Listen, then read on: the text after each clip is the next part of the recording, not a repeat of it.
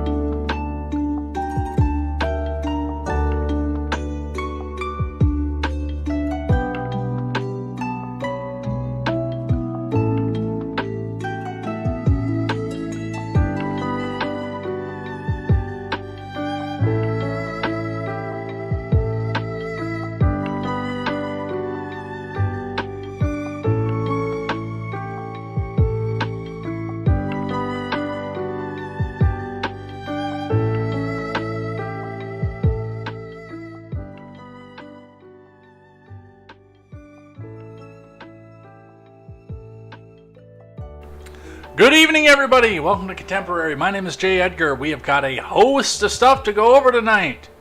It is a massive show tonight to counter the relatively small show that we had last night.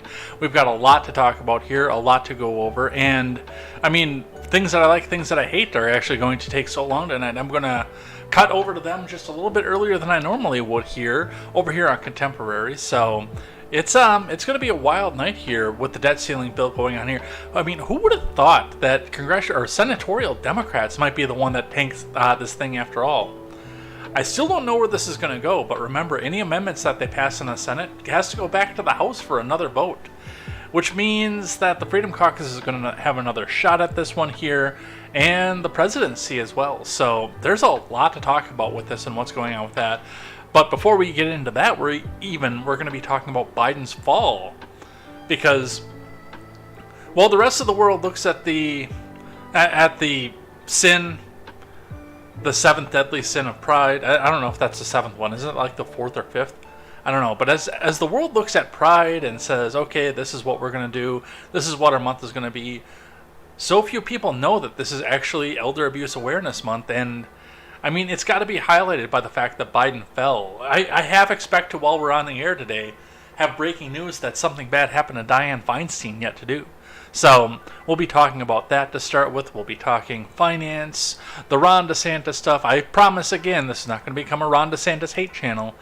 My differences with him aside, this is not going to be a Ron DeSantis hate channel over here, but we'll be talking about some of the things that he did today. And I've got actually a little bit of a shotgun blast of unrelated news to end the show out with today, if we can even finish that out before we get to things that I like and things that I hate over here on Contemporary. So strap yourselves in, get a snack, get a beer, just not a Bud Light.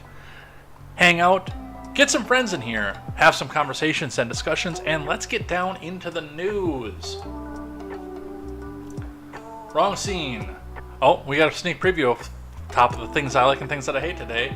Before we get started, make sure you guys go check out great programming such as The Daily Ignoramus, The Breakdown with Birkenhoff, The R-Rated Conservative, The Porch Boys. Go check out tweets by Brit, Mr. Behavior, The No Gimmicks Podcast, Silent Caster, and Clown World Chronicles with Papa Palpatine, as we bring you a better news experience from the common man for the common man. That is right. Stop getting your news from people who wear suits that cost more than your houses, and stop getting your culture from them too. Get your news and culture from people who are just like you. All right, and let's get into the news of the day. Let's get started. Let's get the live chats up here so we can see what we have going on over here. A few people over on the Rumble side with nothing going on here yet. Mogwai and Silentcaster carrying the beginning conversations over on the Twitch side. It's been 4 minutes and Marjorie Taylor Greene hasn't impeached anyone. Should we be worried about her? Caster is more worried about Biden after falling down. Yeah, Biden popped the floor like Edgar popped the Nike. Yeah, it happens. Accidents happen sometimes. Why is J. Edgar not in rainbow colors? Because the rainbow is a symbol of the flood and the covenant that we will never have a flood again. So, besides that, I'm not really into dudes either, unfortunately. So, there's that aspect too. That would just be appropriating culture if I did that. You wouldn't ever want to do that. Anyway, let's get into it. Let's get started. Let's start with the Dow. The Dow is at 33,061.57. That is up 153.3 points. Or just a little bit shy of 0.5% on the day. Looks like the futures tanked on it originally, and then it just climbed up throughout the rest of the day. It started to fall off again at the very end of the day, so we'll be talking just a bit about what's happening there and what this means. A lot of the big sentiment, it looks like, is carrying on the fact that that the debt ceiling deal passed the House, but it's still a little bit uncertain, so we'll see what happens with that and where that goes.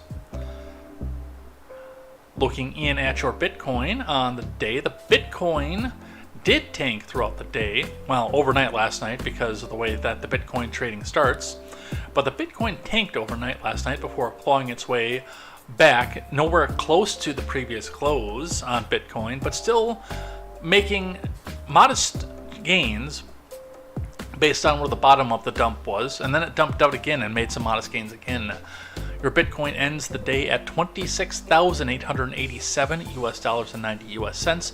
That is down $335 US dollars and 10 US cents, or about 1.25%, not 1/4, 1.25% down on the day today.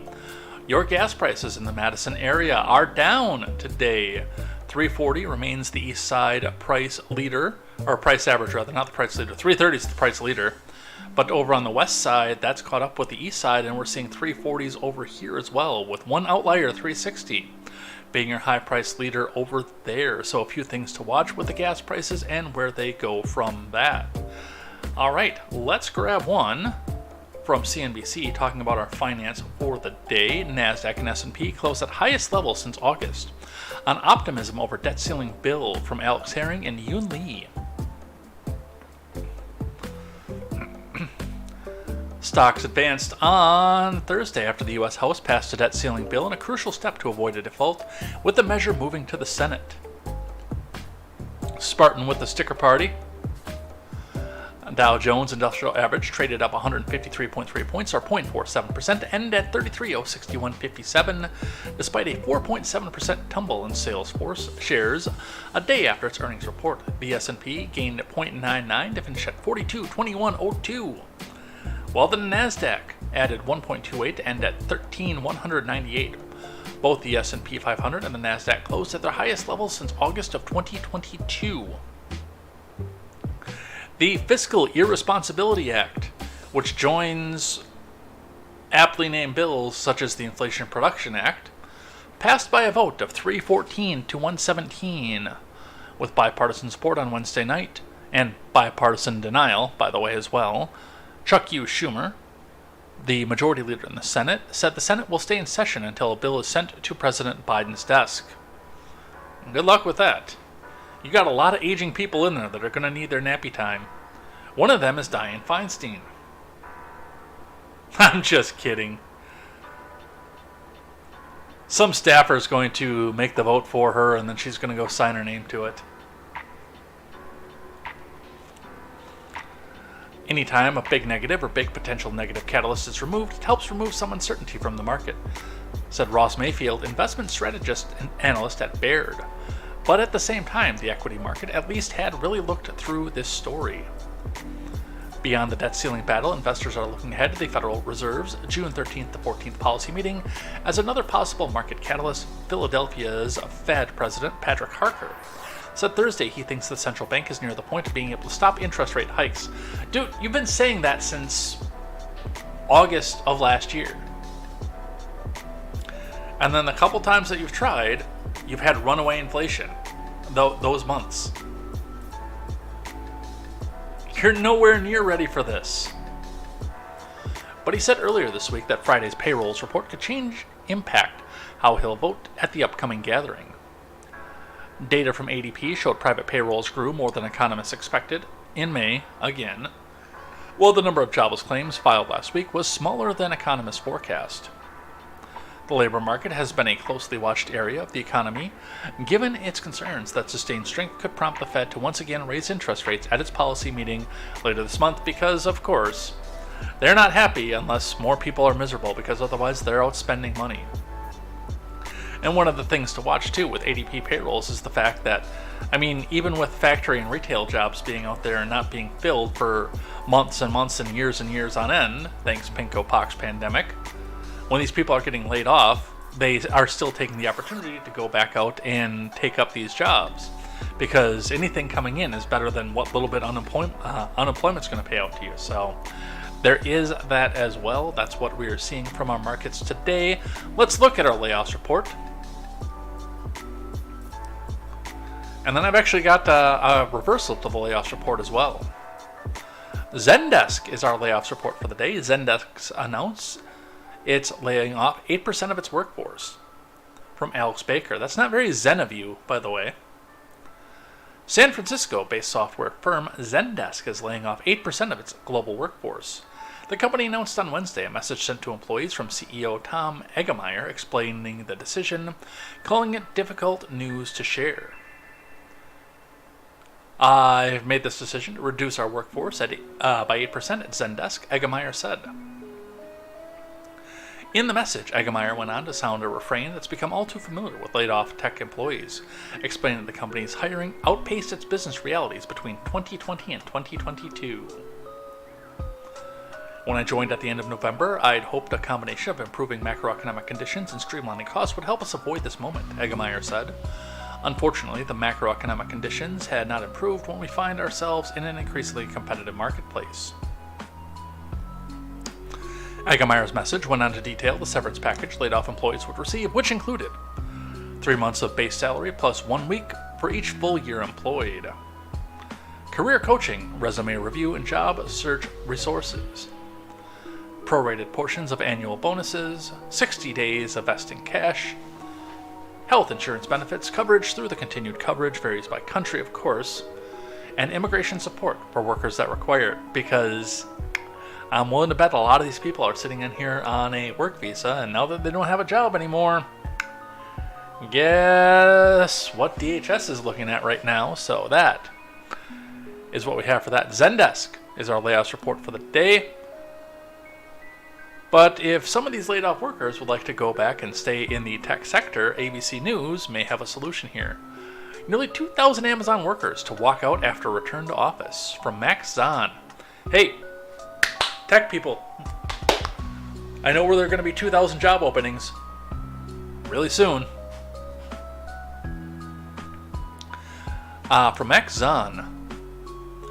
Nearly 2,000 Amazon workers plan to walk out on Wednesday as the company weathers layoffs and a mandate that corporate employees return to work.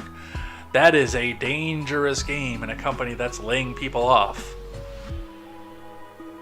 That is a dangerous game If your company is laying people off and you think you want to go back and make demands, good luck. That's all I have to say to that.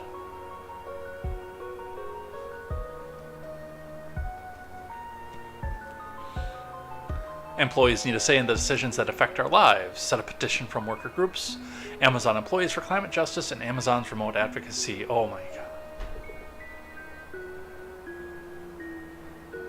Hey, Bezos. I mean, even though I know Bezos isn't involved in day-to-day stuff anymore, but he's a good stand-in for saying stuff like this. Hey, Bezos. I found your next round of layoffs right here. Are you? I can't believe people would be... Especially in tech. Like, seriously, if this was something like convenience store workers all deciding to go back and do a walkout. You have millions of unfilled jobs that you need to go back and try to fill in a hurry. Those people might have a situation where they might be able to make some sort of dent in the workforce. 2,000 across an area, across a region, coming back and saying, we're not going to go to work altogether. I'm guessing a lot of their bosses would either, well, they'd probably go back and lay them off too, but they'd either, depending on the company, lay them off. But I think a lot of them would come back out and play ball. You're in a company that's already taken out 10% of its workforce, and you want to come back out and make demands? Good luck. That's all I got to say about that. And again, to the Zendesk people and all the Facebook people, all the Meta people, all the Twitter people, there's 2,000 job openings right there in a high-paying field. Have fun. May the odds ever be in your favor. All right, we have got to go to our top story on the day. Jake Schneider tweeting out, breaking, Biden takes a big fall on stage just now at the U.S. Air Force Academy graduation. Let's listen.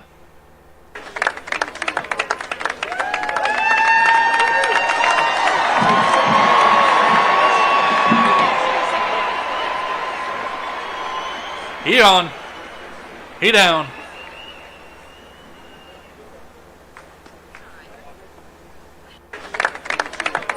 Let's watch that again.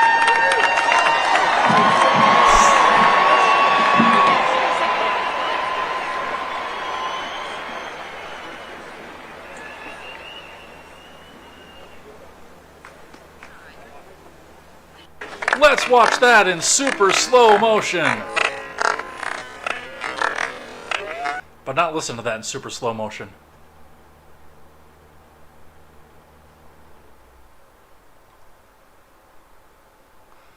And he is down for the count. And by the way, they're saying that he's fine and that he didn't break a hip or anything, but he went directly into, and again, and he is not a short guy, so that's quite a distance to the ground on top of that too.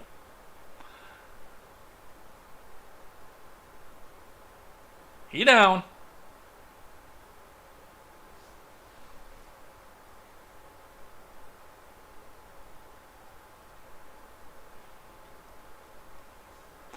All right, reading from ABC News.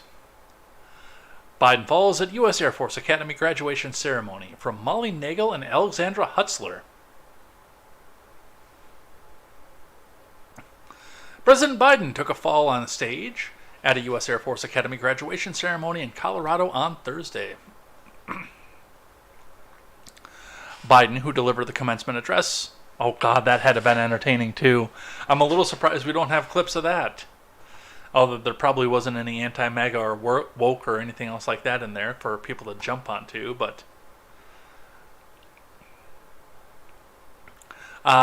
proceeded to shake hands with the graduates, fell near the podium as he stepped away, and was quickly helped back to his feet by Secret Service agents and an Air Force officer. Biden, 80, walked away unassisted once he was upright. He continued to stand and greet people for the remainder of the ceremony.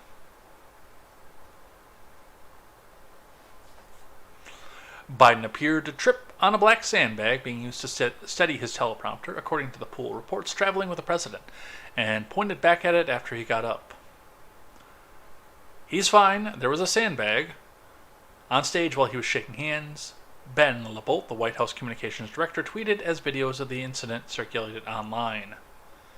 So they're saying that this here, right there in the corner, is the offending sandbag. I kind of want to get a look at this again. Maybe not in super slow motion. We'll speed it up a little bit.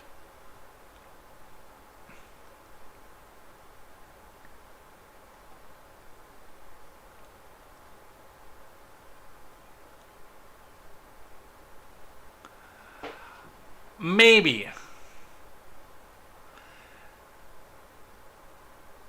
It's hard to consider with the depth because we couldn't see his feet at the time of the fall.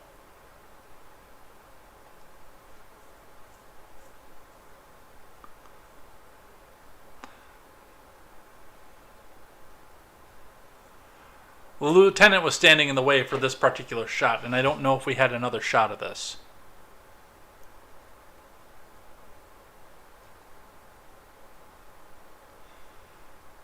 So a definite maybe.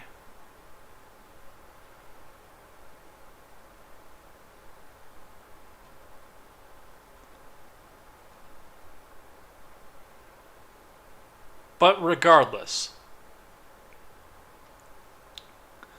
Biden didn't take questions as he boarded Air Force One for obvious reasons following the hours-long commencement. Press Secretary, token diversity hire, also said Biden is totally fine while she boarded Air Force One, according to the reporters traveling with Biden. Biden's age and fitness have been factors in his re-election campaign. He is the oldest sitting president in history and would be 86 at the end of the second term should he win again in 2024. Should we be stupid enough to go back and put him back in that office again? I mean, we put Bush in for a second time. We put Bush in for a first time. So, I mean, as a country, I'm not rooting for our collective intelligence here. Asked about his age after he announced he was running again, Biden said it would be up to voters to judge whether or not whether or not I have it or I don't have it, man. So I don't know, dude. This looks like this might be from a slightly different angle. No, it's the same angle. That's the same video that we just saw. It looked, when I saw the lieutenant and the airman over here, that he might have been slightly more counterclockwise away from, or sorry, that would be clockwise away from where he was, but no, this is the same clip.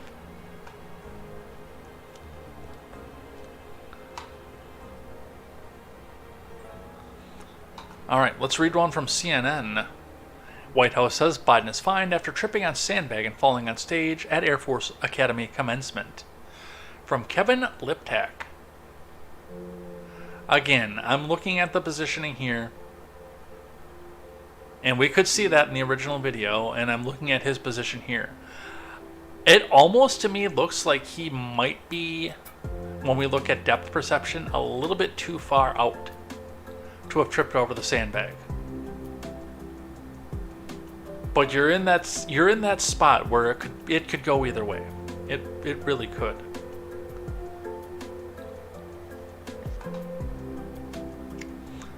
President Biden tripped on a sandbag and fell as he completed handing out diplomas at the Air Force Academy commencement in Colorado on Thursday.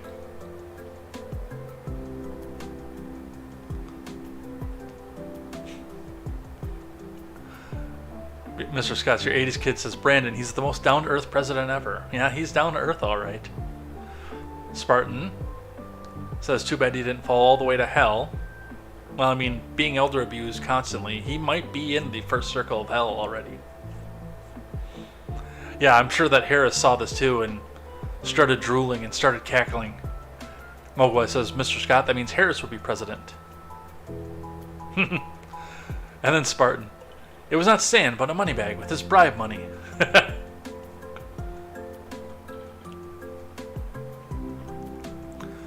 Let's see. Biden appeared fine afterward, walking without assistance to a seat in the stands, he was seen smiling and jogging toward his vehicle at the ceremony's conclusion. The White House said the president was fine after the fall. The stumble began as Biden was jogging away from center stage. He wasn't jogging. Where earlier he delivered a commencement address to the Academy's graduates, he spent more than 90 minutes handing out diplomas and congratulating hundreds of cadets. Let's see that again in regular speed. Because I don't think there was a jog here.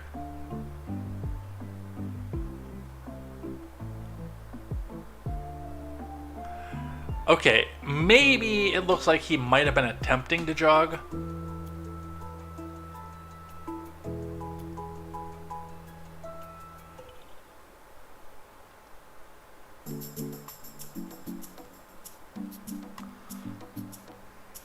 Yeah, it looks like he might have been trying to jog, but he made it one step.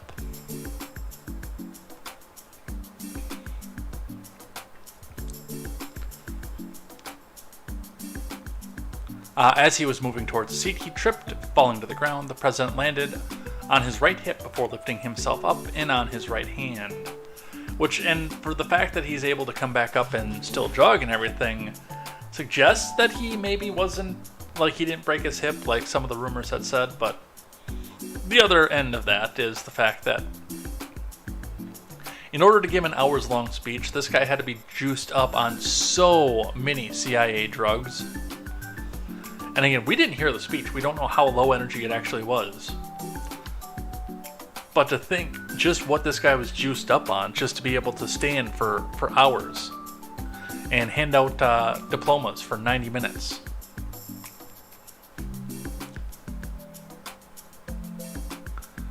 The president didn't respond to questions about the episode after he departed Colorado about an hour after he tripped. So, there is that.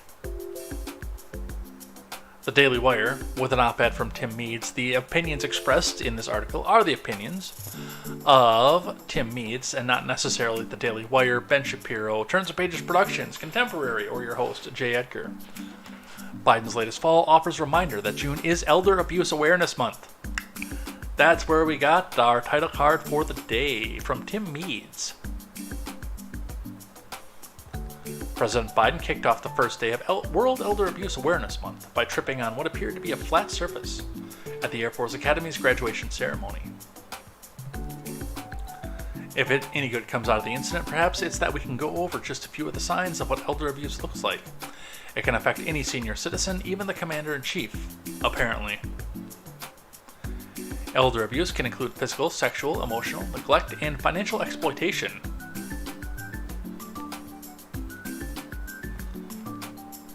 Well, we've got 3 of those on tap, according to seniorcare.com. Another form of elder abuse is self-neglect.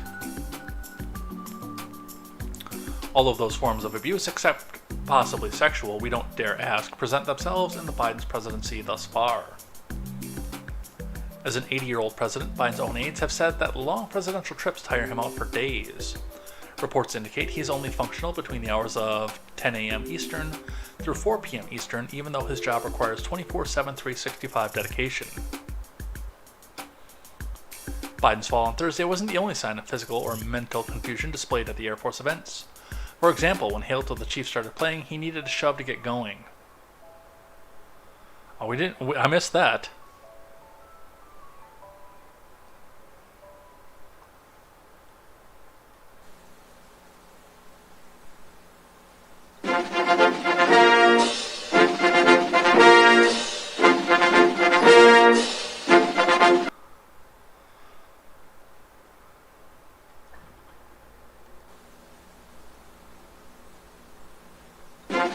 Yeah, his poor Secret Service people. Come on, go! He also needed directions once he made it to the stage.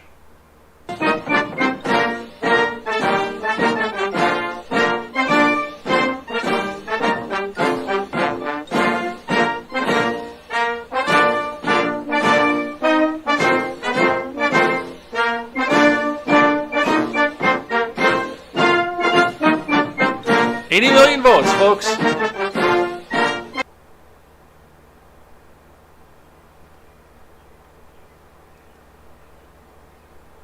Oops. Didn't want to do that.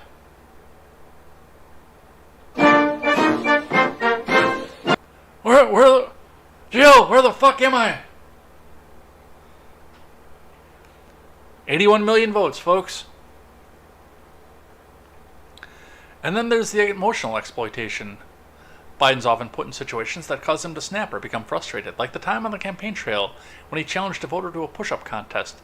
As president, he's often snippy with reporters. He also constantly barks in anger, at full volume about MAGA Republicans and how his admin beat pharma this year by paying them an undisclosed amount of money to be vaccine salesmen. The last several decades, many of us have been trying to fix the problem. But for decades, Big Pharma tried to block giving lower drug prices for those on Medicare or anywhere else. For decades, Big Pharma won year in, year out because they owned chunks of the Congress, because they had to help, like your senior senator, Ron Johnson, who said, no, I want to say what he said. He said he opposed lowering drug costs because it would result in punishing the pharmaceutical industry. Bless me, Father, for I have sinned. I mean, come on, man. Not this year. We beat pharma this year. We beat pharma this year. And yeah, let me see that invoice to Pfizer for the vaccine.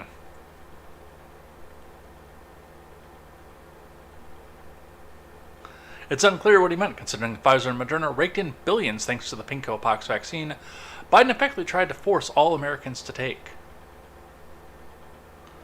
And then this one. For example, on Bring Your Kid to Work Day, let's see. Additionally, you can hear the sadness in Biden's voice too when he's finally allowed to speak to the American people. For example, on Bring Your Kid to Work Day, the White House, Biden lamented to a group. And by the way, one thing I thought when I got to be president, I'd get to give orders, but I take more orders than I ever did. By the way, the one thing I thought when I got to be president, I'd get to give orders, but I take more orders than I ever did, and you're right, babe. What's your name? What's your name? Oh, you smell good. Let me get a sniff, man.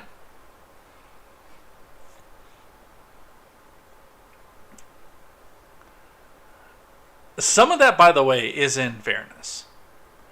And I will... A president in top mental capacity has Secret Service and a group of generals coming out here telling him what it is that he needs to do to be where he needs to be. The famous incident when we talked about that our friends to the left love to talk about with the bunker baby Trump who had to go run to the bumper because someone fired off a firecracker. It's a church across the street from where he was talking about. Yeah, he was ordered to do that.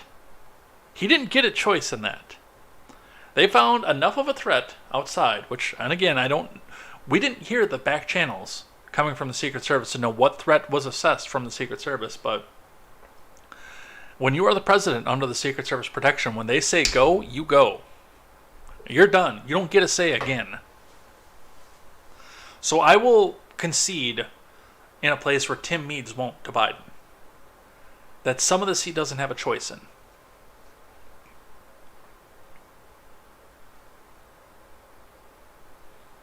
So that is what we have for Biden. The Donald responding. Trump responds to Biden's fallen stage. Well, I hope he wasn't hurt. From Julia Shapiro. Former President Trump appeared to commiserate with President Biden over his fall on Thursday's Air Force Academy commencement, recalling his unsteady walk down a slippery ramp at the West Point commencement in 2020. And, by the way, for those of you who are just listening back on the audio platform and don't have this, or on Instagram too, by the way, that don't have the news in front of you, they put slippery in quotes in the Hill because they have to editorialize every single thing that they put on. Because Orange Man bad. Well, I hope he wasn't hurt. Trump said during one of the several appearances in Iowa on Thursday, after a member of the crowd informed him of the incident to a chorus of cheers. You gotta be careful about that, because you don't want that, even if you have to tiptoe down a ramp.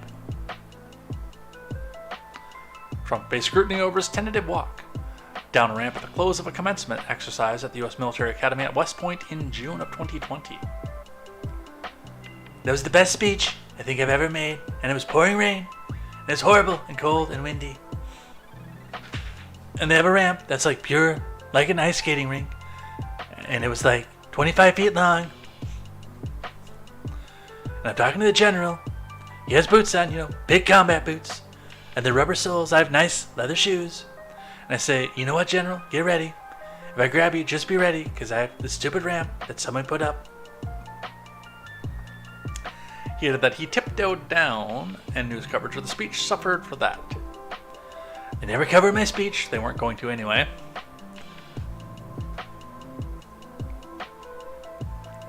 Trump claimed after the 2020 event that the ramp was very slippery, although the Washington Post reported at the time it was sunny and clear skied. But still, taking the higher road, and I really wish, and again this goes back to my beef with DeSantis and Trump fans together, that he would take the high road with DeSantis like he is with Biden. Because you're actually fighting against Biden to try to take the nomination and get this country back out of the hole that it's in. Whereas DeSantis fans and Trump fans literally need each other right now. There are not enough evangelocons to go around and pull the presidency in for Ron DeSantis. Stop the fighting, stop the bickering. We'll see what happens with this. Alright, we got to talk the debt ceiling, and we've got a lot to go over here today, so strap yourselves in. Starting with ABC News today, debt ceiling deal passes the House as U.S. moves closer to preventing a historic default that has already happened 4 times in the history of this country. From Adam Carlson, Lauren Peller, Rachel Scott, and Gabe Ferris. The House on Wednesday approved a bill to raise the nation's debt ceiling while cutting some government spending over the next 2 years in a majority victory for both the White House and Republican leaders as the country tiptoes closer to a historic default on its bills. The final vote was 314 to 117. A majority of the GOP conference backed the legislation with 149 votes, but it was 165 Democrats who helped ensure passage, as 71 conservatives ultimately voted no, as did 46 Democrats. 4 lawmakers, 2 Republicans, and 2 Democrats did not vote. The proposal next heads to the Senate, where Chuck Schumer and the Turtle Man McConnell have said they want to move quickly to approve it, even as soon as Thursday or Friday. The deal, brokered between Biden, and that's it, would raise the country's $31.4 trillion borrowing limit until January 2025 with no caps. No caps, straight bussin' for real. While setting a broad government budget over the next 2 years and making some policy changes, such as increasing work requirements on federal food assistance. Janet Yellen has estimated the government will run out of money to pay all of its bills on Monday, the so-called X date for default. But the Fiscal Responsibility Act, which passed the House on Wednesday, includes a 2-year government budget in exchange for lifting the debt ceiling through January 1st, 2025. The bill would keep non-defense spending flat in fiscal 2024 and increase levels by 1% in fiscal 25. Speaking with reporters after the vote, McCarthy touted what he called Republicans' work in getting the White House to compromise. But the White House didn't compromise. And he highlighted the cuts and savings he said the party had exacted in the light of the currently divided federal government. I knew the debt ceiling was coming. I wanted to make history. I wanted to do something no other Congress has done. That we would literally turn the ship that for the first time in quite some time we'd spend less than we spent the year before. He said, "Tonight we all make history." Where? Holy crap, where?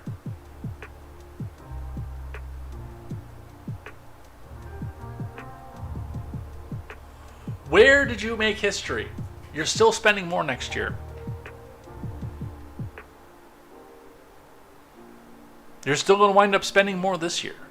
So I don't know where history was made here, but it sounds like a lie.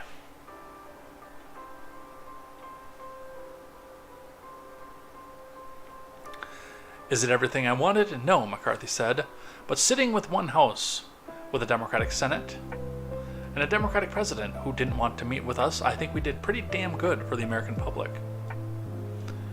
In a statement of his own, Biden applauded the House for taking a critical step forward in passing the agreement and specifically thanked McCarthy and his team for negotiating in good faith before getting absolutely nothing out of the deal.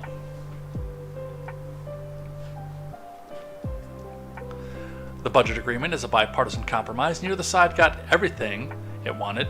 That's the responsibility of governing, he said. Well, one side got more than the other side did. So, the House has passed it. It heads to the Senate. Some of the financial kickback that came from this, we talked about the stock market already. The 10-year yield. Oh, the Senate's going to vote on this within hours, apparently. The 10-year yield has fallen as traders weigh the new economic data and the debt ceiling progress, from Alex Herring and Sophie Kitterlin. U.S. Treasury slid on Thursday as the debt ceiling crisis came closer to a resolution, and traders assessed the latest economic data. The yield on a 10-year was down by nearly 4 basis points to 3.601. The 2-year landed at 4.341 after falling by almost 5 basis points. Yields and prices move in opposite directions, and 1 basis point equals 0.01%. Which again blows my mind, the fact that they think this is good news. We don't have a GDP to back up paying out a yield at almost 4%. And we didn't all the way back in 2020 when we were talking about the fact that we didn't have a GDP yield to pay a 1.9% yield. And now we're in the 4s. And nobody sees a problem with this. Hell, a 1 month has got a 5.5% yield with no GDP to back it. 3 months is at 5.42. 6 months is at 5.49. 1 year, 5.176. The 2-year, as we mentioned, 4.34. The 10-year, 3.60, and the 30-year, 3.82. You don't have a GDP to back that up.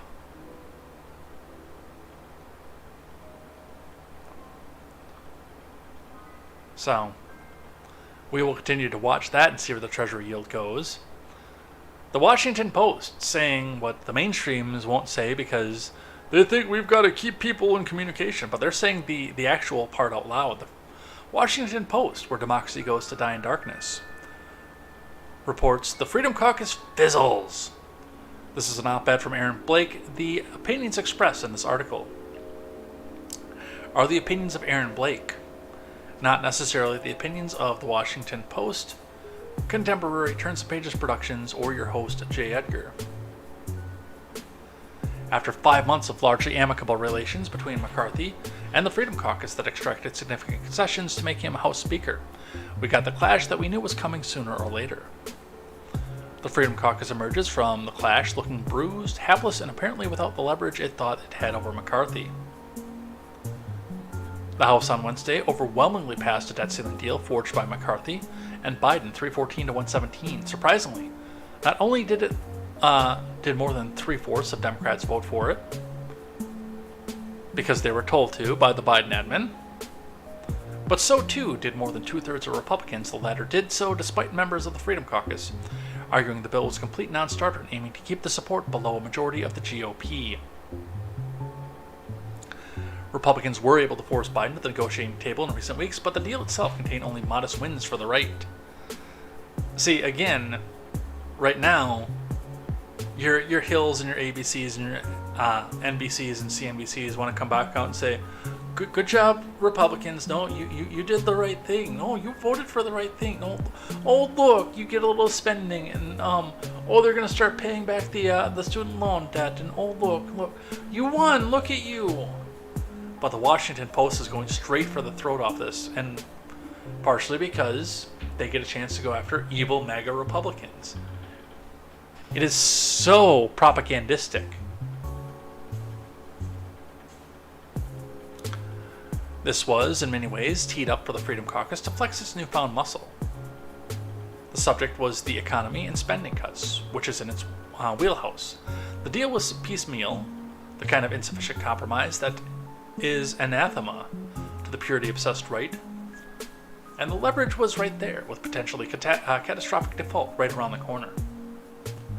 Well, one of the first things that I need to say is it's probably time for McCarthy to go. It is time for them to come back out and say, okay, you tried as Speaker, but screw you. We still have the Senate to go over, Silent Caster, so this is very much still a live bill. Sitting there on Capitol Hill.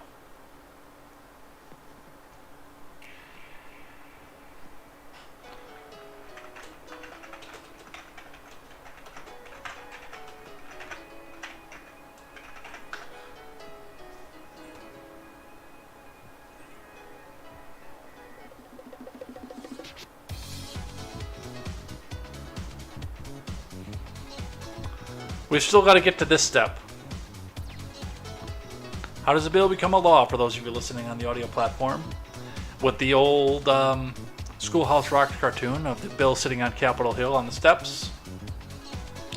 Well, a handful of $100 bills is how a bill becomes law. Right there. So that is what they are doing with that.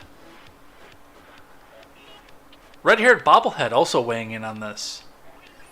Trying to give the whole, Republicans are screwed and they're done and nobody's ever going to trust them again. Red-haired bobblehead. It sounds weedy, and it is, and a number of Hill reporters have noted, but not insignificant, that McCarthy needed Dems, and a lot of them on his first big rule vote. But Pelosi never relied on ours to pass, and it's typically a standard party line vote, so shows some weakness in his support.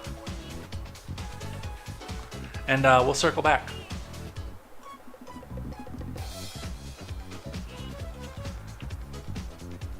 Now, McCarthy couldn't get the R's vote off of this, with the exception of the Uniparty R's, because this was a shit deal.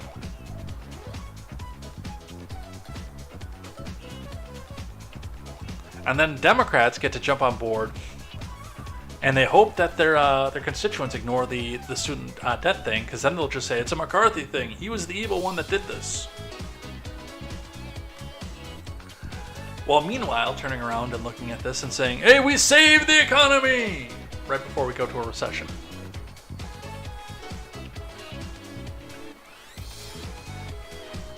From CNBC. Defense spending levels threaten to delay Senate plan to fast-track debt ceiling bill. From Christina Wilkie. So now we get into the juicy part where we don't know what's going on with this just yet. And then I've got one Daily Wire article at the end of this that does make me curious to think the fact that this probably can't pass the Senate as it is.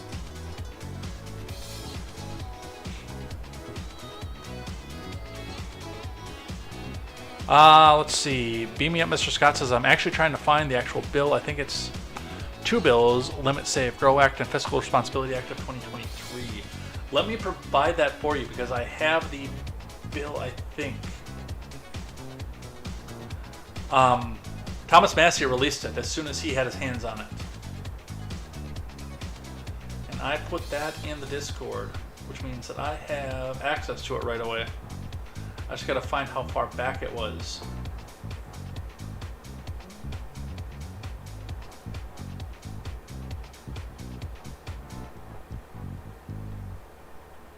No, I put it in topic chat. Right? So that's right, because we were talking about it.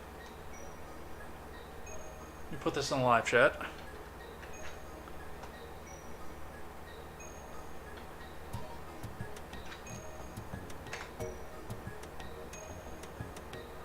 And I will put this in the Rumble live chat as well. For those of you who are watching over there. There is a PDF of the bill that got passed by the House. It was prior to when it had a number on it.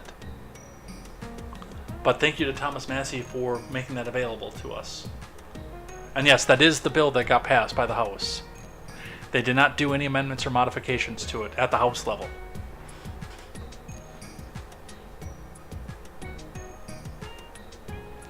Anyway, looking back into this. And Mogwai says, the government spends like they're a nymphomaniac watching OnlyFans. Or 90% of Twitch, by the way.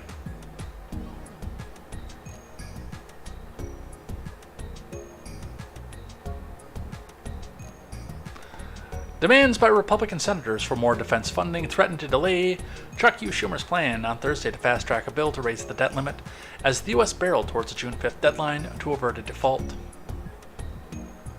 Sugar, nobody wants a default, but I'm tired of having default over my head as a reason to neuter the military at the time when we need it most. They gotta be out there, they can't be neutered, they gotta be nice and virile and hard. And what was I saying?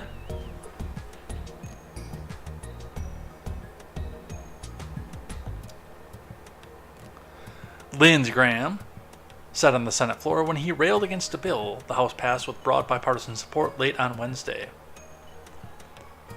Under that bill, defense spending in 24 would be capped at $886 billion, in an annual increase of 3%. The following year, the budget would keep the increases to 1%, for a total of roughly $895 billion. Susan Collins called that figure woefully inadequate and demanded that Schumer agree to pass an emergency defense supplemental funding bill to make up for it, which would not pass the House. Well, probably would, but... Bottom line, folks, we're not leaving until I get a path to fix this problem, okay? Said Graham. Schumer, for his part, also pledged to keep the Senate in session. Until we have a bill to send to the president, we will keep working until the job is done, he said on the Senate floor in the opening of Thursday's session. Time is a luxury and the Senate does not have if we want to prevent a default.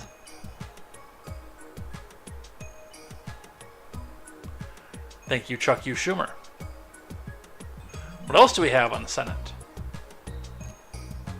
A few more on this. One from the White House. Op-ed again from David Lauder over at Reuters. U.S. debt ceiling deal dooms Biden's revolutionary tax plans.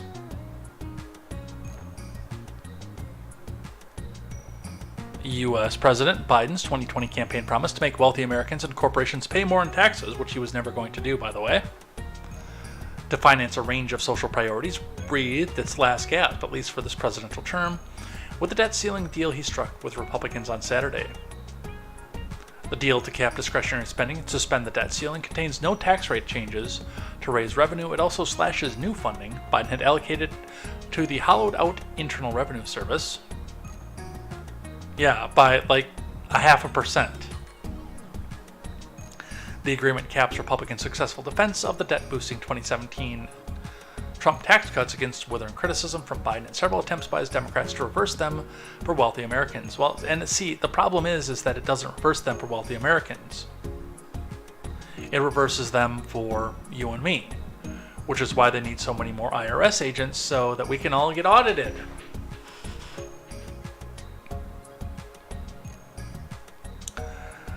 Barring an unlikely Democratic sweep of the White House and both chambers of Congress in 24, major changes to the U.S. tax code are now seen as largely off the table until the end of 2025 when the 2017 individual tax cuts expire. Then, tax experts predict lawmakers will be forced to agree on a major tax revamp. I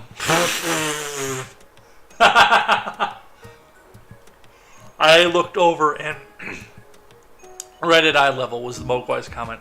It's amazing we can hear Lindsey Graham from that deep in the closet.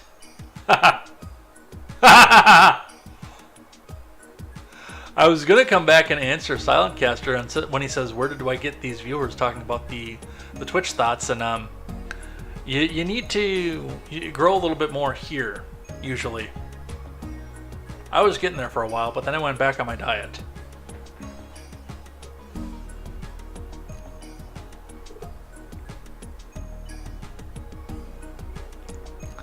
Wow, that was funny.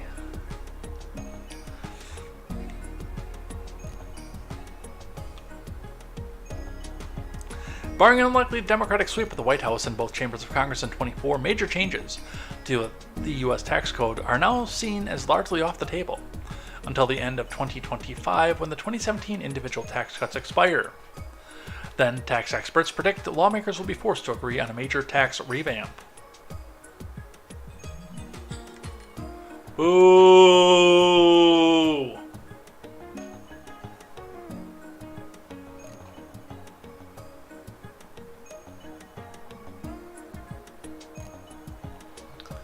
Things are getting set up for a big fiscal cliff in 2025. That's the next opportunity for major changes, said William McBride, Vice President of Federal Tax Policy for the Tax Foundation, a conservative think tank in Washington. Well, taxation is still theft, so... Let's talk about the pipeline that might kill this whole thing. Just a brief one from Politico's Congress Minute. Virginia Democrats Tim Kaine and Jennifer McClellan aren't happy with the White House for not alerting them of the Mountain Valley Pipeline project's inclusion in the debt ceiling deal, and they're not hiding it. A little bit brief on this one. Virginia Democrats are fuming about the inclusion of the Mountain Valley Pipeline in the debt ceiling deal reached between House Republicans and the White House, but are aiming their ire at Biden admin for not giving them a heads up beforehand. Tim Kaine criticized the White House for not alerting the lawmakers about including the natural gas pipeline, which would run from the northwestern West Virginia and cut through parts of his home state in the debt limit proposal. Here's what he said. It's extremely frustrating because there could have been other vehicles to do it. I mean, it doesn't have to go into the debt ceiling bill. Well, no, they needed to get Manchin on board, so yeah, it kind of did.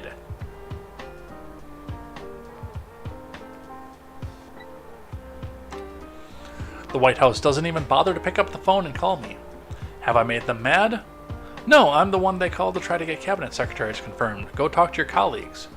They're not yet going to vote for Julie Su. They call me and ask me to help out, so, what did I do wrong? Well, going into government employ was the first thing you did wrong. And trusting another politician was the second thing that you did wrong. Let's keep reading from The Hill. Kaine introduces amendment to strip Manchin-backed pipeline from debt ceiling bill. Probably taking Manchin's support away from debt ceiling bill. From Zach Burdrick.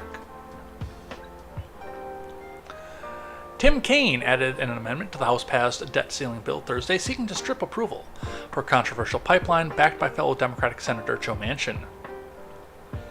In addition to broader overhauls of the energy permitting process, the debt ceiling deal reached between President Biden and Speaker McCarthy, including the approval for the Mountain Valley Pipeline. The more than 300-mile pipeline would transport gas across the state line, stretching from West Virginia through the southern Virginia. Do we have a map? Can we find a map? I don't know exactly where this Mountain Valley Pipeline is supposed to go, but let's go have a look at the United States. So they're saying probably somewhere between here to here.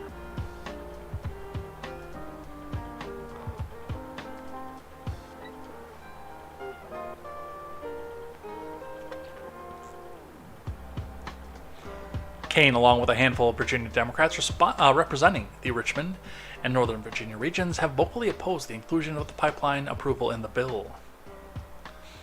I support improving the permitting process for all energy projects, but Congress putting its thumb on the scale so that one specific project doesn't have to comply with the same process as everyone else's, is the definition of unfair and opens the door to corruption, Kaine said in a statement on Thursday. You don't want to go down that road, Tim Kaine, not with your president in office. I'm telling you, dude. I'm introducing this amendment to strip this harmful provision, which is completely unrelated to the debt limit bill, from the bill because I owe it to the Virginians impacted by the pipeline, including the hundreds of Virginians whose land is being taken away, to ensure the project only proceeds following the fair administrative and judicial review. Of the House Democrats who joined in opposing the pipeline's inclusion earlier this week, only one, Bobby Scott of Virginia, voted against the bill on Wednesday. Bernie Sanders and Ed Markey have already announced they will vote no against the bill, specifically citing its provisions on the pipeline and fossil fuel development. So, that is what they have for that. Here's why some Virginia Democrats oppose the pipeline written into the debt ceiling deal. Well, here's why before I even read this article. And I didn't pre-read this one, but here's why. Because it makes energy more available and helps to lift people out of poverty. That's why they oppose the pipeline. It creates jobs for those people, the people that Virginia Democrats don't like. It increases and potentially lowers the price of energy, increases the flow of energy, and goes against what their constituents want. That would be why. He took my land! Arby's is trending. Yeah, I didn't do this story, but apparently an Arby's employee was found dead inside a freezer. She got locked in there and she couldn't get back out, and they just left her in there overnight. She tried very hard to escape though, so there is that. As the national debt ceiling moves forward through the branches of government, the inclusion of the language regarding a pipeline that runs through Virginia and West Virginia has not escaped the attention of local lawmakers. While the bill faced support from a majority in both Democrats and Republicans in Congress, Tim Kaine is at the forefront of those fighting against the inclusion of language pertaining to the Mountain Valley Pipeline. The pipeline would stretch 303 miles from West Virginia to southwestern Virginia. Its supporters uphold it's an important energy development project, while critics deride the controversial pipeline for its environmental concerns.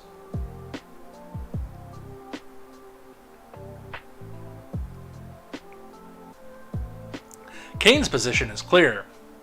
Well, his actual position is clear, but the gymnastics he's going through for show are not.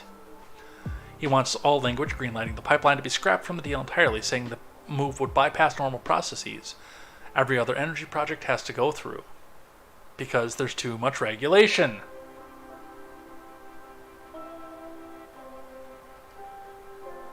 So, yeah, again, it comes down more to the ability to stick it to the little people, not necessarily stand on any other sort of principle. From Politico, a couple other things pertaining to tangentially to what's happening here, because we're talking about Joe Manchin. We're seeing some of these show trials come up here to try to make Manchin look more viable. DOJ sues Jim Justice's coal empire over unpaid fines for mining violations in a purely political move, I would remind you. From Kyle Cheney, the DOJ is suing the coal empire, West Virginia Governor Jim Justice, for failing to pay more than $5 million in civil penalties assessed by the Department of the Interior. The 128-page civil action filed Tuesday against 13 of the Justice family businesses and Justice's adult son comes as the governor, a Republican, launches a Senate bid against Joe Manchin, completely bypassing the MAGA candidate. And, well, again, he's going to be the unipartyist, so they don't actually care if he wins, but they have to make it look good. The suit alleges the businesses failed to pay the fines for more than 100 violations of the federal mining regulations that created health and safety risks or threaten environmental harm. DOJ attorneys are seeking a court order to force the Justice companies to repay the fines with interest. Meanwhile, putting in a big handout to Joe Manchin. And while the White House is giving a big handout to Manchin, the DOJ is giving another handout to Manchin and his campaign.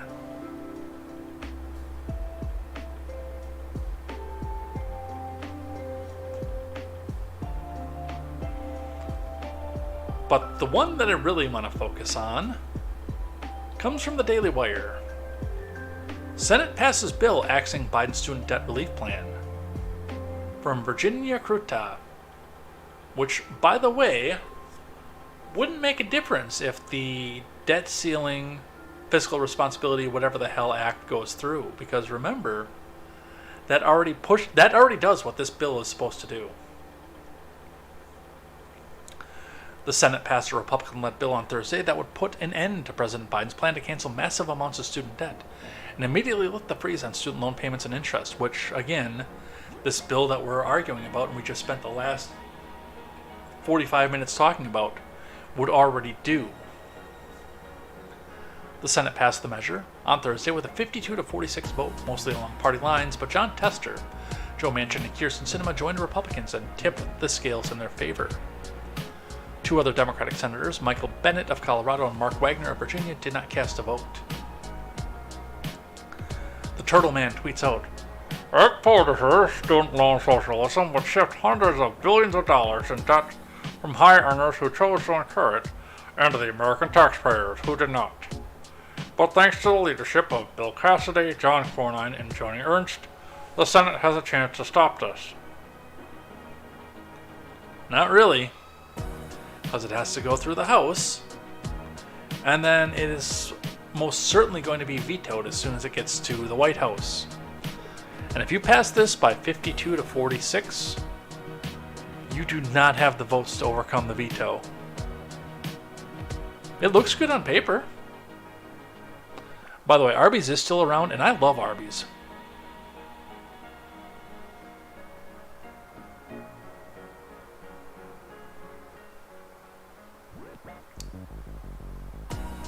Unfortunately, the president is guaranteed to veto the measure, and there are not enough Democrats in the House and Senate to be willing to override the veto, John Thune of South Dakota said.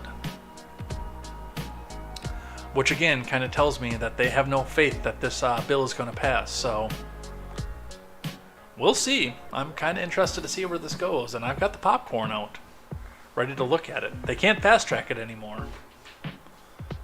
Let's talk DeSantis for a little bit. From 13 WGME, that is CBS out of New Hampshire, on your side. Ron DeSantis makes his presidential campaign stop in New Hampshire. From Ariana St. Pierre. Florida man Ron DeSantis stopped in New Hampshire on Thursday as part of his newly launched presidential campaign. DeSantis is coming off a 2-day burst of stops around Iowa, while not doing anything for his state of Florida, which leads off the GOP presidential primary contest next year. On Thursday, he was in the early voting state of New Hampshire and made stops in Laconia, Rochester, Salem, Manchester, before taking his campaign on Friday to South Carolina. According to the Associated Press, DeSantis' stop in New Hampshire is scheduled to look similar to his Iowa swing, with a series of appearances around the state and one event billed as a fireside chat with his wife Casey. So that was the announcement that he was going to do that. But a couple pieces of news from that. Fox 23 also on your side, out of New Hampshire. Leadership is not entertainment, DeSantis makes pitch to presidential voters in New Hampshire.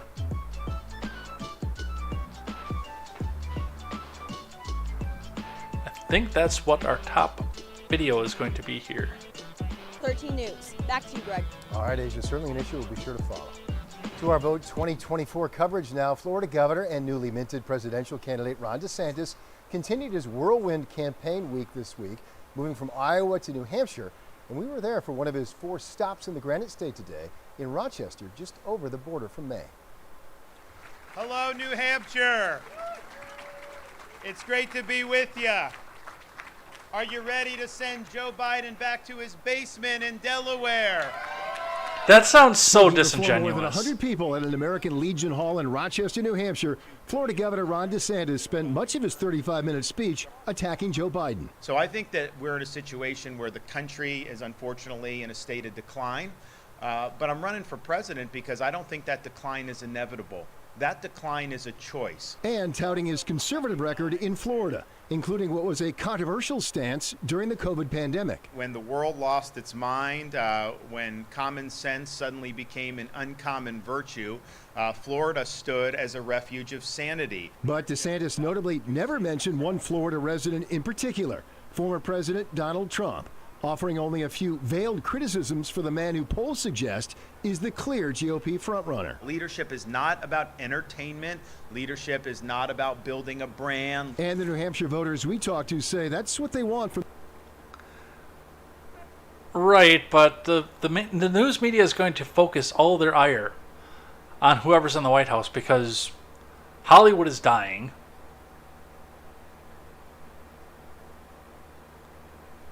So yes, they're focusing on these politicians who, I mean, politics is Hollywood for ugly people. So there's an aspect of that as well.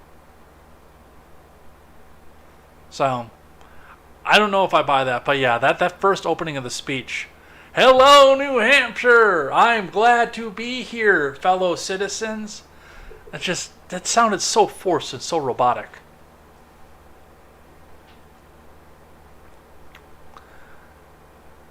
But he got some entertainment in, regardless. Jonathan Allen tweets out after declining to take audience questions after his first New Hampshire campaign event today.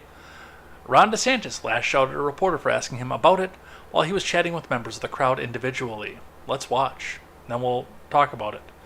Mind you, this is only an 18-second clip, so hopefully the article from NBC does have some context to this, because we're not going to get a lot of context out of 18 seconds. Why not take any questions from voters, Governor? Governor, how come you're not taking questions from voters? Stop coming up to me, talk to me. What are you talking about? I'm not here working with people. Are you blind? What? Are you blind? I'm not blind. Okay, so people are coming up to me, talking to me, whatever they want to talk to me about. Governor, why not take any questions from voters? Yeah, you can't do the fight the media thing. You can't pull the punches like Trump can. Because he can go do a snap back like that. And yes, he would have gone and snapped too. But he would have at least made it entertaining. Mr. Scott points out, Florida, refuge of sanity. This really is clown world. Florida, the bath salt capital of the world. Reading from NPC News. If we can get the please turn your ad blocker off the screen. There we go. Ron DeSantis loses his temper with a reporter. Are you blind? From Jonathan Allen. Ron DeSantis lashed out at a reporter, twice barking, "Are you blind?" at the end of his first campaign event in New Hampshire on Thursday. DeSantis, who delivered his stock stump speech to an audience of more than 100 people at Veterans of Foreign Wars post in Laconia, became notably agitated. Jesus, I'm talking like Joe Biden. Became notably agitated when Steve Peoples of the Associated Press asked why he wasn't taking questions from the audience like most presidential candidates do in the state. Now look, man, people are coming up to me, talking to me. What are you talking about? Are you blind? Are you blind? People are coming up to me, talking to me, whatever they want to talk to me about. Which kind of tells me he doesn't want to get it on camera. Like, he can come back and have the little in-person things back and forth, but he doesn't want to get the questions on the camera and on the record. Which kind of shows the weakness of his campaign.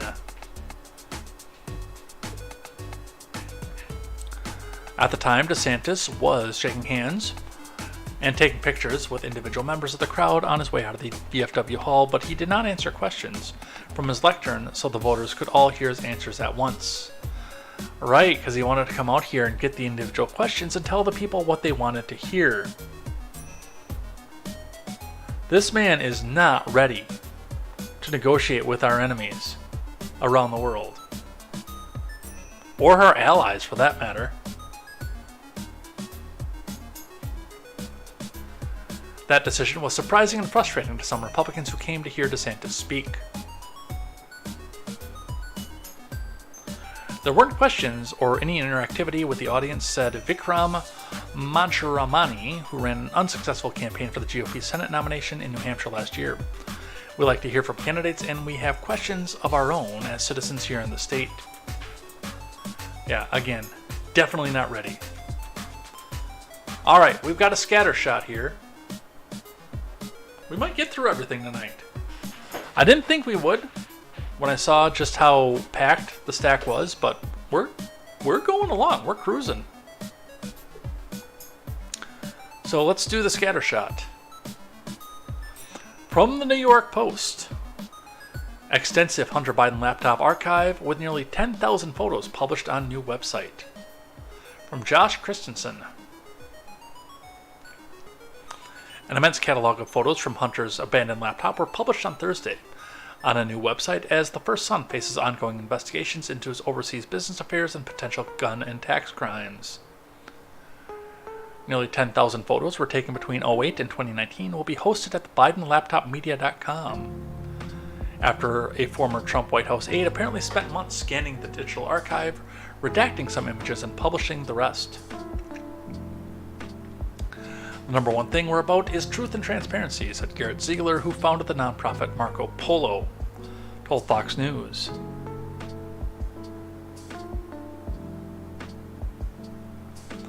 Among the redacted pictures are those that display private information such as Social Security, banking, and credit card numbers. Although, if you listen to the Krappenstein brothers over on Twitter, they'll tell you it's that he went back and redacted all the penis photos. So everybody can sit back and look at photos of the penis.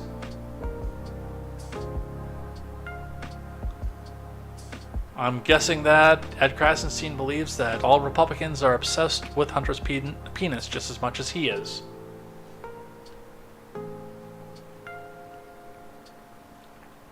Yeah, and Mr. Scott brings up a good point off of this. Mainstream is finally catching up with the Chans from 4 years ago. Not quite 4, but 3, definitely. A definite 3. But this information has been out there for a while. You can find these images. Everything that's going to be on this website, you can find. However, Soccer Mommy America doesn't go to the Chans because they're afraid of the Chans. I myself am actually a little bit afraid of the Chans.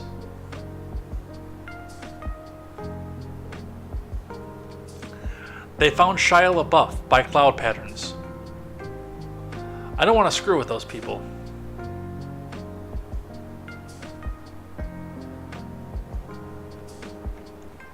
Explicit photos of Hunter's sister-in-law turned lover, Haley Biden, the widow of late Beau Biden, was also sealed from public view. That's good. The outlet also revealed 2 previously unseen photos, one of text messages between Hunter and Haley, and another of Hunter with then-girlfriend Zoe Keston, who testified last year before the Delaware-based federal grand jury investigating the first son. If the American people want to know what the first family is like, they're going to get it.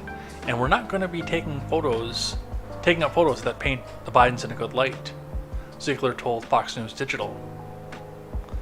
There's a picture of a letter that Hunter's daughter, Finnegan, wrote to, I assume, troops stationed overseas, like in Iraq and Afghanistan. It's an adorable letter. Finnegan's around 9 years old at the time, and it definitely paints the Bidens in a good light. Which is good. Give the whole story. Both sides.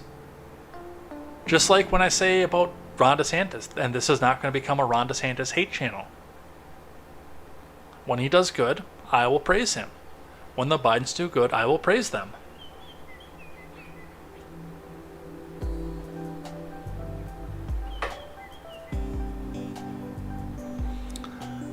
Federal prosecutors have yet to announce whether they will bring charges against the 53-year-old Hunter for alleged crimes, including tax fraud and lying on a gun purchase form about his drug use.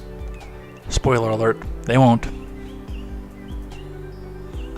Hunter faces a separate congressional inquiry into his business affairs abroad by the House Oversight Committee, which has combed through bank records to substantiate claims of influence peddling in the first family.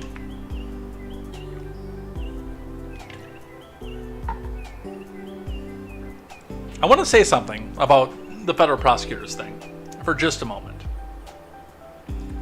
There is a lot of MAGA out there who believes that the smoking gun should be brought forward and that Hunter should go to prison for what it is that's on this laptop. Under normal circumstances, if he was a private citizen, I would tend to agree. There is horrendous stuff out here. It implicates the highest levels of our government out of more than just the White House and the Naval Observatory. I've read a lot of this stuff already. Before it got put onto this website, I've already seen a lot of this stuff. But I am going to stay with my long held belief that families of politicians, and children of politicians especially, and politicians themselves, there either needs to be a completely separate court system for that, or they just, unfortunately, are above the law. They get off the hook. Now, Merrick Garland is not going to try this for very obvious reasons. Merrick Garland is a partisan hack.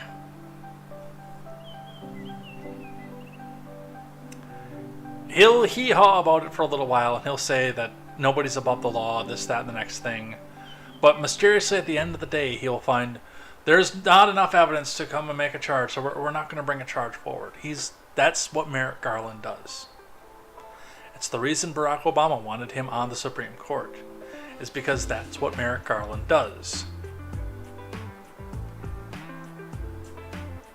But let's go and say Donald Trump gets reelected. We'll use that as the example. Donald Trump gets reelected. First thing he does, he hires a new attorney general. Ron DeSantis was a JAG officer. He hires Ron DeSantis as his attorney general. Actually, that would probably be a really good cabinet position for DeSantis. I'm not going to lie. That would probably be a really, really good place for him. Staying in Florida politics would also be a good place for him, but that would... If somebody can get me the ear to somebody in the Trump campaign, that would be a fantastic position for Ron DeSantis to be in. He's a lawyer. He's a prosecutor.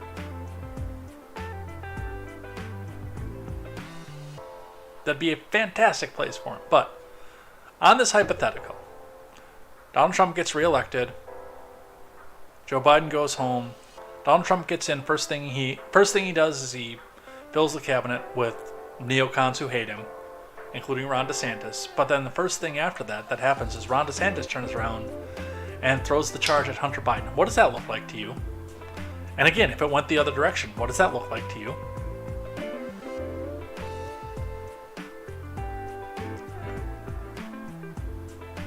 There is no universe where this is not going to look like political persecution to a level that would destroy what's left of the Republican Party on both avenues of it. And pretty much put Donald Trump in a lame duck for the rest of his presidency.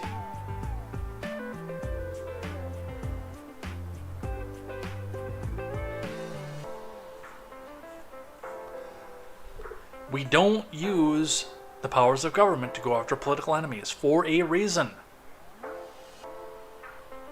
Because that's what tin horns do.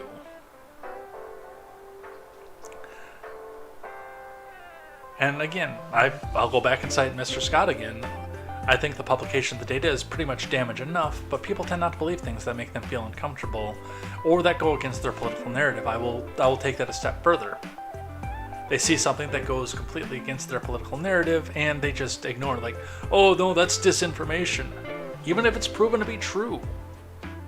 That's disinformation. But yeah, to use the levers of government to go after your political enemies or their kids, no matter how much the kid actually needs to be gone after. That's what tin horns do. That's what Bidens do, by the way. That's what Clintons do. That's what Alvin Bragg does.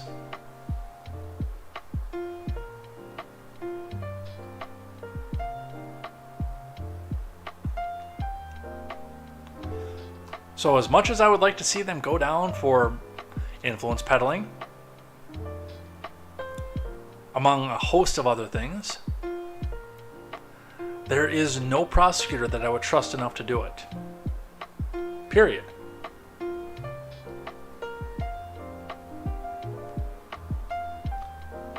All right, some more. $1.3 billion in your taxpayer dollars spent on putting cats on treadmills in Russia and gender equality cartoon exhibition in China. The pointless projects around the world funded by Americans unveiled by top Republicans. So this is a report from Joni Ernst and Mike Gallagher. To ensure greater transparency, from Kelly Lako for DailyMail.com. Over $1.3 billion has been funneled abroad to China and Russia through pointless projects over the last 5 years. See, these are the things that could be cut, and, maybe we could rein in some of this massive government spending that we have. What a concept. Nonprofit Transparency Group Open the Books worked with Ernst to put together a new analysis of data from usaspending.gov, which found that between 2017 and 2022, U.S. funded grants and contracts amounting to $490 million were paid to Chinese organizations, and another $870 million went to entities in Russia.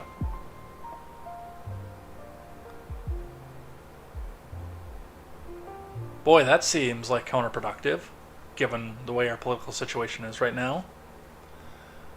According to Ernst's analysis, the U.S. handed out millions in strange pet projects to his biggest adversaries.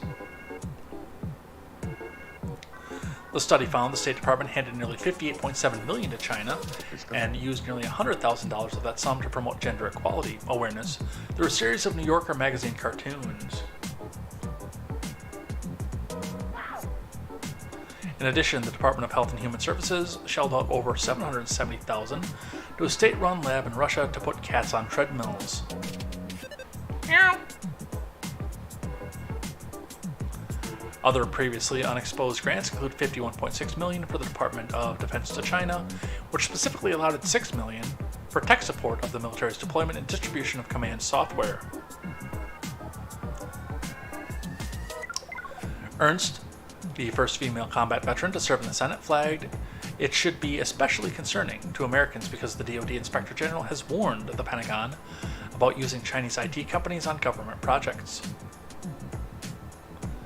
Other pockets of money went to Russia for alcohol and addiction research and to a health insurance company that was sanctioned by the U.S. in 2022 after the country's invasion of Ukraine, according to The Republican. Ernst also flagged the already known millions given to China's state-run Wuhan Institute of Virology through NIH grants, to EcoHealth Alliance, which she says used the U.S. taxpayer dollars to conduct dangerous experiments on bat coronaviruses. When I followed the trail, it's gravely concerning the final destination of more than $1.3 billion U.S. tax dollars was pointless projects in China and Russia, Ernst told DailyMail.com in a statement. Yeah, that kind of bothers me just a little bit too.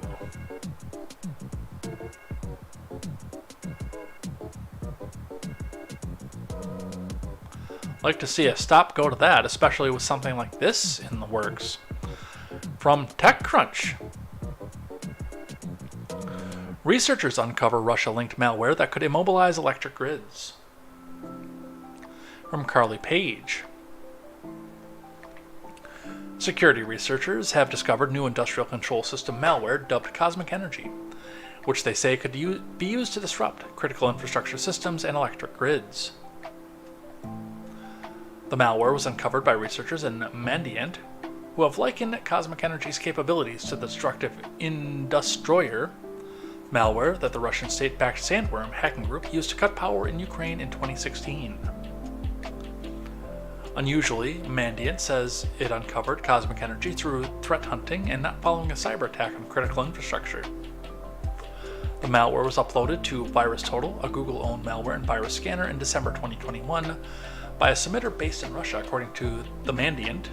The cybersecurity company's analysis shows that the malware may have been developed by Rostelecom Solar, the cybersecurity arm of Russia's national telecom operator, Rostelecom, to support exercises such as the ones hosted in collaboration with the Russian Ministry of Energy in 2021. A contractor may have developed it as a red teaming tool for simulated power disruption exercises hosted by Rostelecom Solar, Mandiant said. However, given the lack of conclusive evidence, we consider the possible that a different actor, either with or without permission, reused the code associated with the cyber range to develop this malware. Mandiant says that not only do hackers regularly adapt and make use of red team tools to facilitate real-world attacks, but its analysis of cosmic energy reveals the malware's functionality is also comparable to that of other malware variants targeting industrial control systems such as Indestroyer, thus posing a plausible threat affected electric grid assets. Well, that's terrifying. That's not something you really want to hear. I'm kind of glad that they caught it in time. I don't know how hard it's going to be to root back out, but that's terrifying.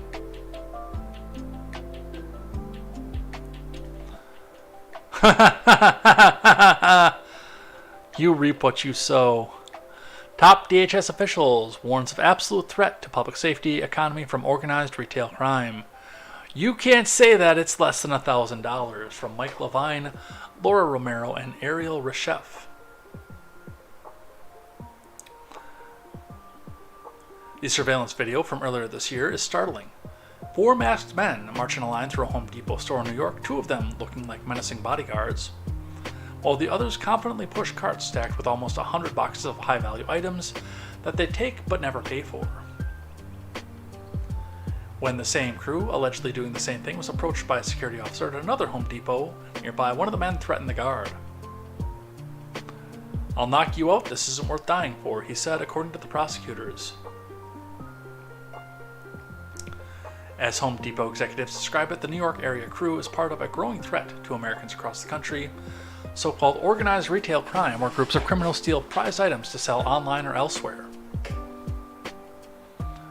While this kind of theft has been around for years, retailers say it's reached unprecedented levels, sparking deadly violence at some stores, and federal authorities now warn it's become an absolute threat to the public safety and public health, declaring that violent gangs, dangerous international crime syndicates, and even groups with suspected ties to terrorism are increasingly dabbling in organized retail crime across the U.S.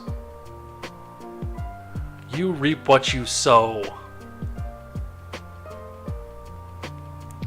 You decide you're not going to prosecute small potato crime, and then small potato crime comes back and takes you back out.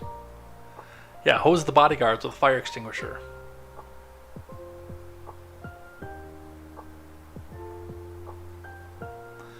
Organized retail crime is what I call theft for greed, not theft for need, said Scott Glenn, Vice President for Asset Protection at the Home Depot, which has been hit hard by organized retail theft. But they don't just come to Home Depot and then decide to go home. They go to Target, they go to Lowe's, they go to CVS, they go anywhere. Maybe they get a bunch of that tuck-friendly underwear. The groups can be expansive, like your traditional organized crime families, as Glenn put it, or as Aguilar noted, they can be just 2 or 3 people working together.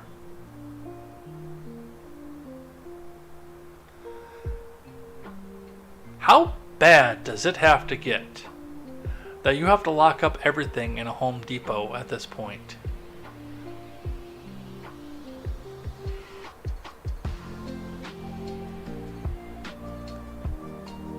But again, we have people doing this in Los Angeles constantly, just staying right below that $1,000 threshold. It sounds to me like what they're doing in New York is going up and above the $1,000 threshold at this point, because they don't care. Because the criminal justice system isn't going to do anything anyway. Why did that guard come up and say it's not worth dying over? Because even if he gets caught, even if somebody comes up and does something to him, he gets in, he goes up for an hour or 2 until his arraignment, then he gets turned back loose and you never see him again. Great job, Kathy Hochul.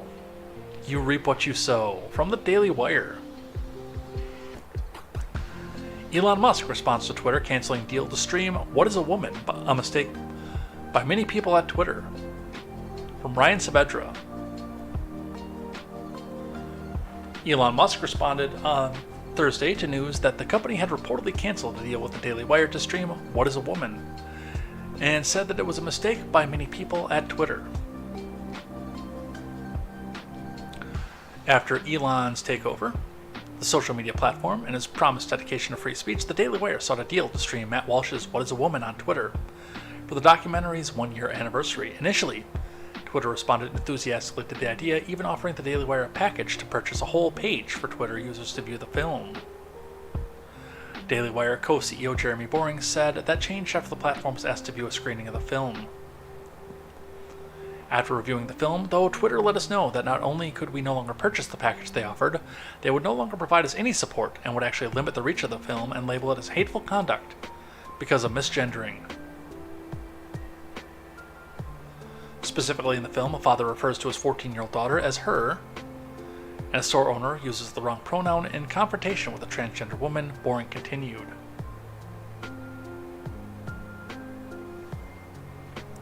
Musk, who is currently outside the US on a business trip, responded to Boring, "This was a mistake by many people on Twitter. It is definitely allowed," he said. "Whether or not you agree with using someone's preferred pronouns, not doing so is at most rude and certainly breaks no laws."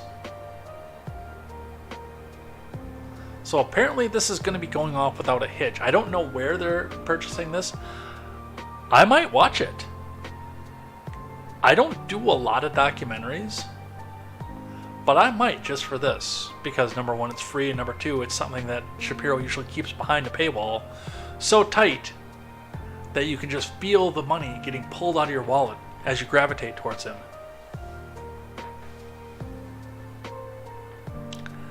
That is probably going to get me shut down on YouTube.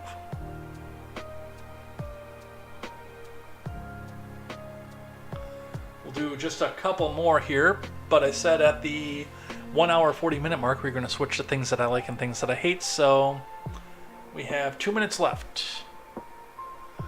Minnesota to provide free college tuition to undocumented students, from Tori Van Oot.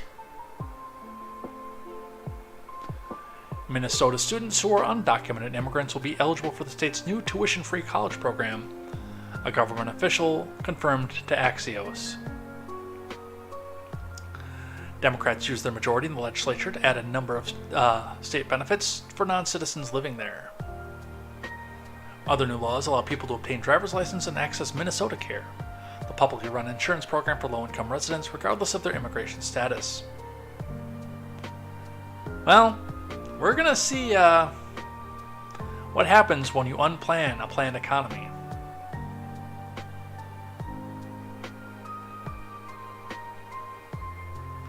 Pay attention to this, socialists, because this is what your leaders want to do to the entire country.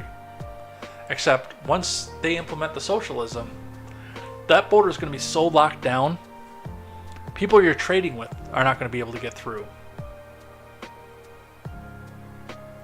But also people aren't going to be able to get back out because, you can't escape. It's a planned economy. They plan to have X amount of citizens at X amount of time. We want to make sure that when we're expanding opportunities for everyone, we're doing it for all Minnesotans, regardless of background, regardless of their documentation status. Senate Higher Education Chair Omar Fattah of Minneapolis told Axios. So, that's what we have of that. And the last one I'm going to do today is going to come from CHRON. Propaganda out of Houston. Houston and Harris County will host 4th gun buyback event this June. If you put a gun into this, you take your own fate into your own hands. And by the way, they do this no questions asked. Which means, of course, that people can go back and steal firearms and bring them in. This seems completely counterproductive to everything that this entire movement is supposed to stand for. From Michael Murney. Houston and Harris County officials want to buy up your guns again. Houston Mayor Sylvester Turner and Harris County officials announced Tuesday that another city gun buyback will be held this month. This is the fourth gun buyback hosted by the city and county officials in the past several months. Officials imposed new rules at the events in September after a man sold dozens of 3 printed guns back to the city during its inaugural buyback last summer. An announcement was issued by Harris County Precinct 1 Commissioner Rodney Ellis clarified their officials will again be turning away ghost guns at the upcoming event. Well, that doesn't sound like no questions asked. The city's fourth buyback will take place on Saturday, June 10th from 8 a.m. to 12 p.m. at NRG Stadium in the Yellow Lot located at 9051 South Main Street. According to the announcement from Ellis's office, participants can receive $50 gift cards for turning in non-functioning firearms, $100 gift cards for rifles or shotguns, $150 for handguns, and $200 for semi-auto rifles per the announcement. Okay, $50 gift card for non-functioning firearms, which cost anywhere from $80 to $150. That's your Saturday night special. That's already jammed up, by the way. For $20, you can buy yourself one too. A $100 gift card for rifles or shotguns, which typically go from the low 300s up anywhere up into the $1,200 range. A $50 gift card for handguns, which start at the high 3s. And $200 gift cards for semi-automatic rifles, which typically start in the $1,200 to $1,800 range. Yeah, it's because people will 3D print like 900 guns and go cash in.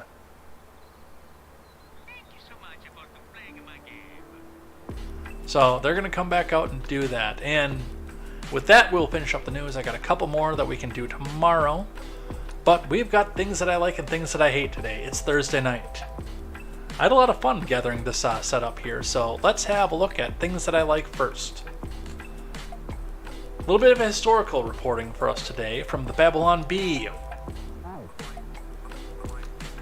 First ever Pride Month ruined by 40 days of rain. Reporting from Mesopotamia.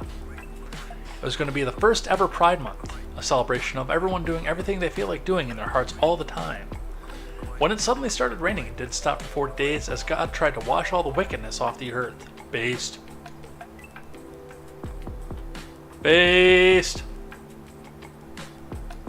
Well, this ruins everything, said one man who had looked forward to the celebration, but it was instead climbing to the top of a building to get away from the ever-rising water. This was going to be a celebration unlike anything the world had ever seen, and everyone was looking forward to it, except for Noah, a notorious stick in the mud. We're all getting ready for a fun party, said Noah's neighbor, and there he is working on some boat or something. He won't even wear his pride robe. The boat ended up being a boon for Noah as the flood covered the face of the entire earth, and even led some conspiracy theories that Noah knew this was going to happen.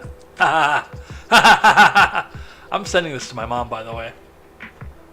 This article is hilarious. So that's the first thing I like tonight. Other things that I like tonight. Politicians that can't handle the heat. Ocasio-Cortez is upset that a parody account is going viral and gaining speed after being boosted by Elon Musk. From Carlos Garcia. Socialist Democrat Alexandria Ocasio-Chavez had an advertisement come up in front of her.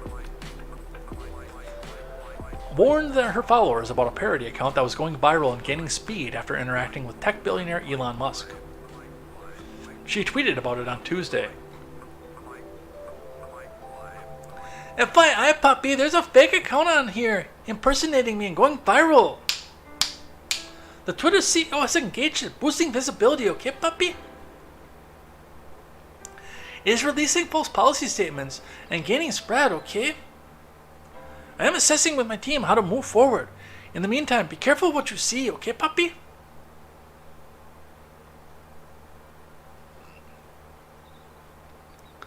The Congresswoman's complaints mirror predictions from critics that parody accounts would cause chaos on Twitter after Musk changed the policies on verification marks for official Twitter accounts. Among those who lashed out at Musk over the new policies was Alyssa Milano. So by revoking my blue checkmark because I won't pay some arbitrary fee, someone can just be me and say a bunch of bullshit. Does that mean Twitter and Elon Musk are liable for defamation or identity theft or fraud? Milano tweeted angrily at the time. The focus of Ocasio-Cortez's ire was apparently the AOC press account that is clearly labeled parody in accordance with Twitter's terms of service. The parody has 181,000 followers, while the account for Ocasio-Cortez has more than 13.4 million followers, which diminishes the chance anyone could mistake the parody account for the real account. I don't remember if I'm following this or not, by the way. AOC Press.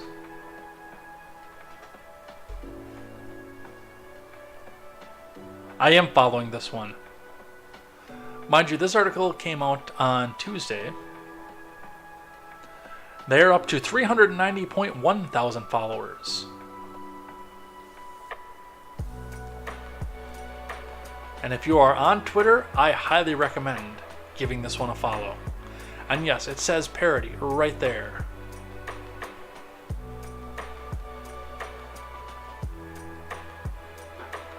The account made light of the Congresswoman's tweet. I can't believe someone do that to us, okay, papi? After brainstorming with my staff, I'm going to push Congress to make it illegal to joke, laugh, or make fun of me. Parody should be illegal, okay, papi?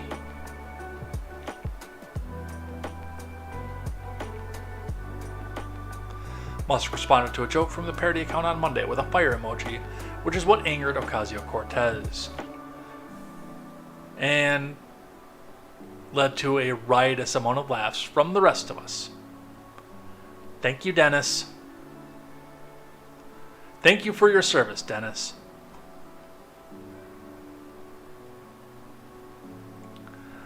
Liz Cheney gave a commencement, and this is on Things That I Like because Colorado College alum Liz Cheney delivers commencement speech.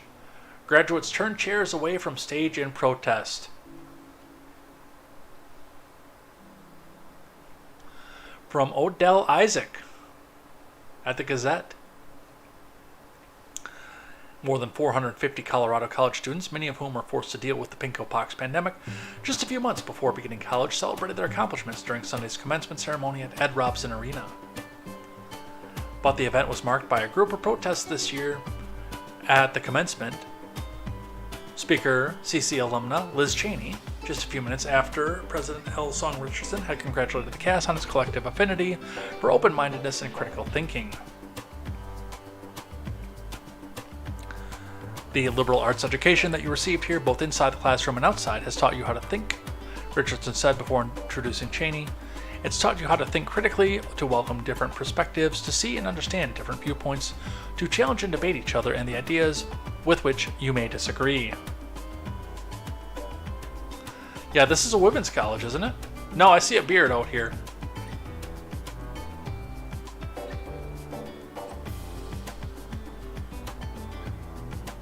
When Cheney was introduced, mostly to applause, about half the graduates turned their chairs 180 degrees and sat with their backs to the former Wyoming Congresswoman for the entirety of the speech. So, and I don't know what, because they obviously probably didn't go back and interview all this. Wow, I'm talking like Joe Biden again. They probably didn't go back and interview all of the alumni who went and did this. But I'd be willing to bet, especially being a liberal arts college, that this was not MAGA Republicans that were doing this. This was people who were mad at the fact that, in spite of her being the hero for the Republic who fought against the evil Donald Trump, her record on abortion, Christofascism, and a host of other made-up words that these particular liberal arts graduates could come up with, would come back out to the forefront. There's no place for Liz Cheney except in the halls of the corporate uniparty. And these progressives that just graduated from this class have no place for her. And I find that hilarious. This is somebody who's being floated for the idea of presidency in 2024, by the way. Just a reminder of that.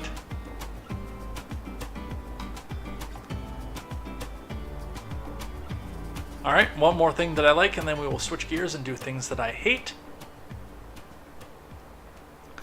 From WGN 9, out of Chicago, Indiana, to require financial literacy course in high school. Yes, please. From Kristen Eskow. Under a new state law, Hoosier High School graduates will need to pass a financial literacy course to be a graduate. Under Senate Enrolled Act 35, the requirement will start with the class of 2028. That means schools will have to make some changes since many only offer the class as an elective right now. I've worked with multiple generations of people. I see the level of knowledge kind of decreasing, said State Senator Mike Gaskill, who introduced the legislation. Gaskill works in the financial services industry. If you don't have the knowledge you need, it's easier for others to take advantage of you and not do what's best for you, he said. The class will cover several topics such as filing taxes, managing debt, and saving for retirement. I felt there's enough material to justify being a standalone course, and I wanted to emphasize the importance, Gaskill said. Yeah, we need this. Like, bad. We really do. We're getting to that point. Now, there are a lot of apps and things that will help Gen Z and later generations do and really do the financial planning for themselves, but realistically, they say the thing is like nobody knows how to do taxes when they get out of high school. We did, because it was a required course in our high school in a small town in Wisconsin. But that was not the norm. Even working with people who would, like when I moved to Kenosha, with people who graduated the same year as I did, there was a level of fiscal irresponsibility that came that I could see point blank as soon as I looked at some of these people. This is something that's needed. This is something you actually do need to look into. And by the way, parents, if you don't like this kind of thing, or you think this is unfair, or might affect your child's GPA because your child is a dumbwit who's getting pushed through with no child left behind, there's always private school. You can get out of the public school system. Because being a state law, this will only affect the public school. Although I'm sure whichever private school you go to is already going to have something like this in place and have it be a required class. Now let's do some things that I hate. Thing that I hate, number one, and I teased this on Tuesday because I was already mad about it. This happened over the weekend. Paramore's Haley Williams cancels fans who will vote for Ron DeSantis. This made me extra mad because I like Paramore a lot. I like their music. I like Haley under normal circumstances. And this is not somebody who I would think would take this kind of arena, but I don't know if it was her. I don't know if she got pressured into it to come back out and do something like this. I mean, when you're simping for what the Democrat Party is doing at this point, you're not the counterculture anymore, no matter how much Haley Williams tries to present herself as a counterculture. And I made this observation a while ago when I started looking at bands like Rage Against the Machine and what De La Roca and Tom Morello are doing at this point. Being conservative right now is the counterculture. The mainstream culture is supporting Democrats and the Uniparty, especially, but also keeping progressive leanings.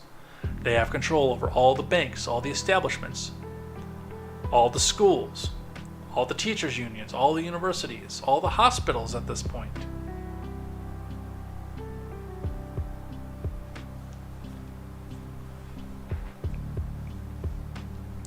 But from RJ Ruotolo over at Clutch Points,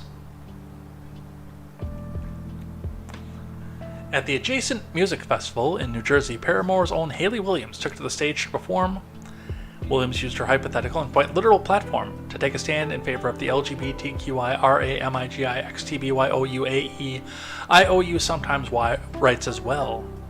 There she declared to her fans to take on Ron DeSantis, who's running in the 2024 presidential election per Trevor Decker News. If you vote for Ron DeSantis, you're fucking dead to me, Williams said passionately on stage. Now, as somebody who was already not going to vote for Ron DeSantis, I'm pretty sure I've made that point pretty clear on this channel. I hate this. I absolutely do. You're putting somebody who is either well-informed or completely uninformed about the situation in Florida up in front of millions of impressionable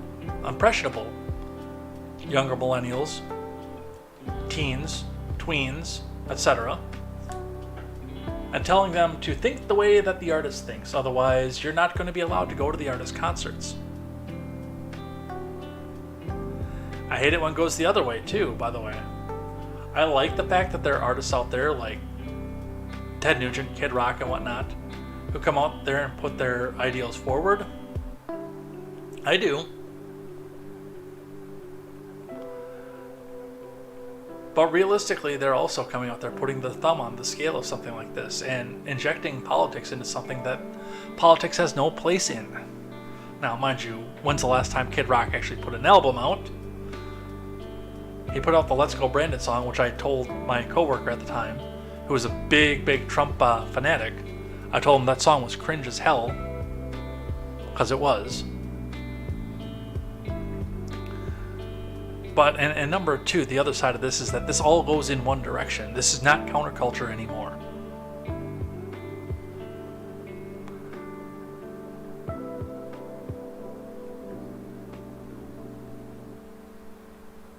Haley, I love what you do. I love your music.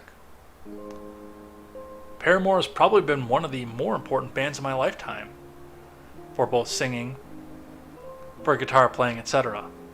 But this ain't it. As much as you think that you want this to be it, this ain't it. And Clutch Points goes on to tell a bunch of lies about what Ron DeSantis did in Florida.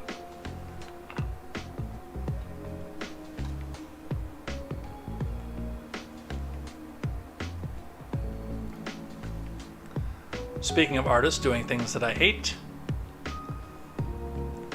Jewel got into this. Jewel's twist on the national anthem at the Indianapolis 500 fails to resonate with fans and panned as disrespectful. I know the fact that somebody's coming out here to do a change to something that's very traditional at this point, especially in one of the biggest events of the year, is always going to be big news. I will admit, I've not watched this yet.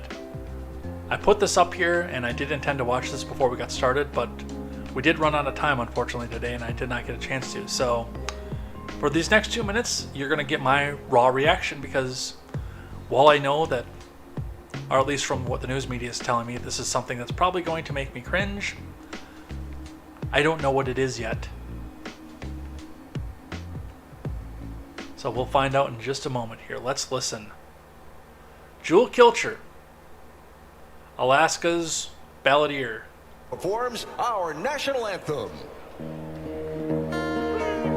Oh, say, can you see by the dawn's early light what so proudly we hailed at the twilight's last gleaming, whose broad stripes and bright stars through the perilous fight, oh, the ramparts we walked, she missed a key, so gallantly streaming,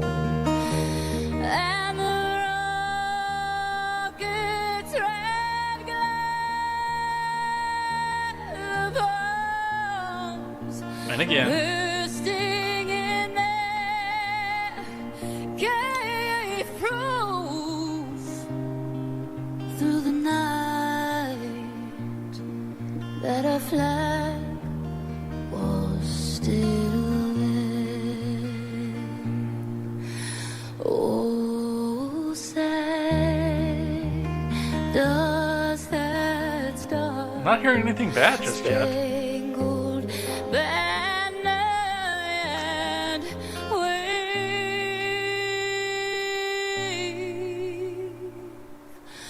o'er the land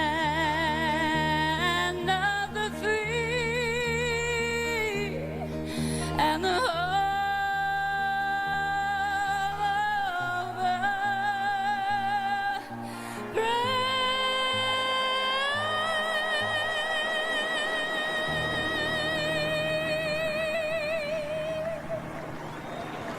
I don't know what I'm missing here, by the way.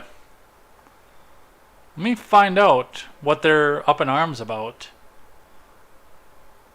Because I was thinking like she was going to throw like Home of the Proud or something like that, but...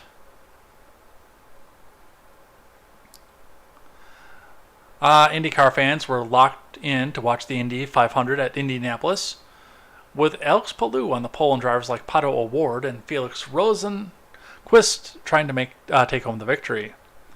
But before drivers started their engines, fans were left a bit baffled by the pre-race ceremonies.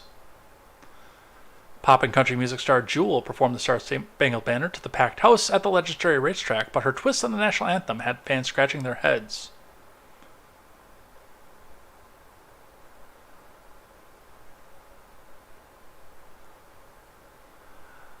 The multi-platinum artist was named Anthem Singer earlier this month.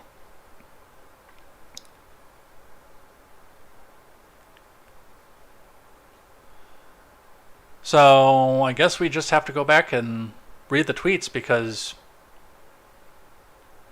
let's see. TG Mama Laura says, I'm sorry the national anthem should never be changed up like this. Good artist, bad choice.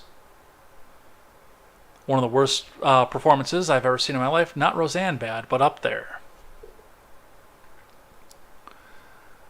This is a perfect example of how not to do the national anthem. It was to the point of being disrespectful. I didn't see that out of this, honestly. She missed key a couple times, I will say that, and was slightly out of rhythm, but, I mean, what major pop star hasn't done this out of some form of rhythm, especially when going a cappella like this? It wasn't traditional by any stretch of the imagination. Wasn't horrible.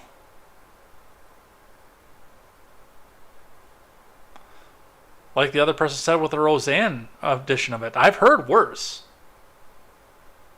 Not just the Roseanne version of this either. I've definitely heard worse.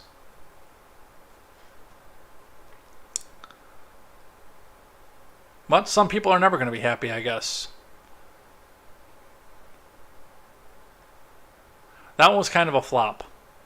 I was expecting to get more outrage out of that one. I'm not going to lie.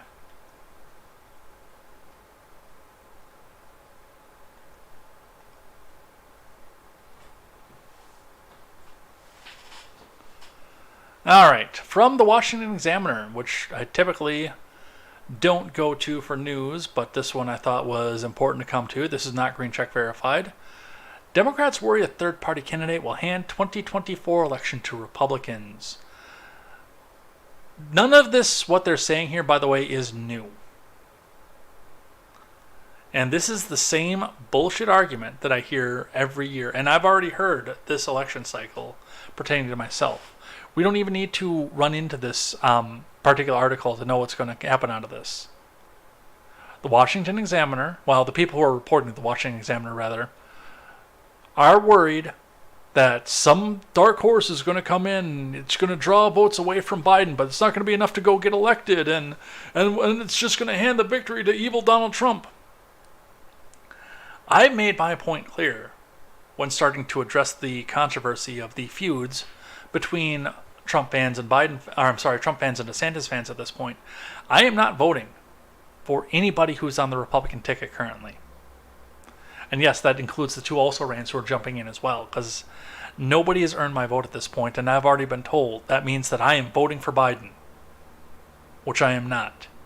But it's the same bullshit story. To guilt and bring you fear into coming back and voting for their little pet project. Biden is doing this. That's Biden's entire campaign right now. Vote for me, because if you don't vote for me or you don't vote, because most of the people he's speaking to aren't going to vote Republican anyway, then you're enabling the evil MAGA. I'm the only one who can protect you from the evil MAGA, man.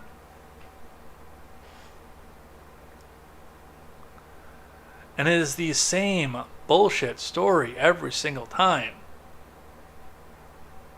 I was flirting with the idea of voting Libertarian last year until they put Jorgensen up, and I realized that I could not give her my vote. But I was flirting with that idea for a long time. And I got the official, the constant one. Oh, it's just a vote for Biden. It's just a vote for Trump. And you hate America and you hate people because you want to go castigate that evil person. Look, if a candidate has not earned... I'm already talking like Biden again. If a candidate has not earned your vote, then you are under no obligation to give it to that person, no matter how badly you feel about the other person. And this bullshit story is going to continue, and it's going to go from both sides too. To come back and tell you you're a bad person unless you get in line with one person and the other person's political team.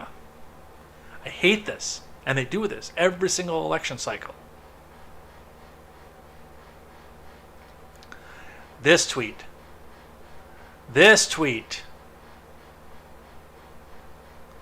Well, before I read this, and I'm going to read this verbatim, I will come out and say, I am not a fan of the military-industrial complex. Can you tell I've been talking for more than 2 hours straight at this point? I am not a fan of the military-industrial complex by any stretch of the imagination. A lot of the criticisms that this gentleman has put out have some merit to them. But the fact that he is using Memorial Day, dedicated to the people who did fight and die for wars going all the way back to the Revolution that set this country forward, and using this to launch his objection to the military-industrial complex, I will spend tirades talking about my opposition to new wars in the military-industrial complex to audiences of tens or more at a time. But I would never go about it like this from somebody who got disenchanted with his service because he couldn't get the MO that he wanted, and use it as a point to attack people who went before him. From Dylan Allman. This Memorial Day, I refuse to honor the troops. There is nothing honorable about serving the interests of the state. When I enlisted in the Army, I was naive. Trust me, kid, you still are. My principles had not yet fully developed. I was reeled in by the propaganda machine like so many others. After 3 years, I fully realized what I had gotten myself into. It took a year of interviews, mental evaluations, hearings, and waiting for my packet to go all the way through the Pentagon to finally be separated as a conscientious objector from the murder cult known as the U.S. Army. I am ashamed by my service, and anyone who got duped into signing away their lives to the military-industrial complex should be as well. This ain't it, dude. However, to make up for my misdeeds, I've made it my mission to help keep impressionable young people away from predatory military recruiters. Thankfully, I was never deployed, never shipped overseas to support an endless war. I may not be alive today to make this post if I were. I will end my post with this, dear soldiers. Your actions actually threaten the American people, not keep us safe or more free. You are the enemy. You work for the enemy. You further the enemy's agenda. You're not protecting the people. In fact, you're paid with money stolen from those very people. You're protecting the government so it can keep exploiting us. Real heroes don't fight for villains. Get out of there as soon as you can. It's not easy, but it's possible. I did it, and it's the best decision I ever made. Do not die in vain. Retweet to save a life. No, I retweeted to ridicule you for being an insensitive jackass.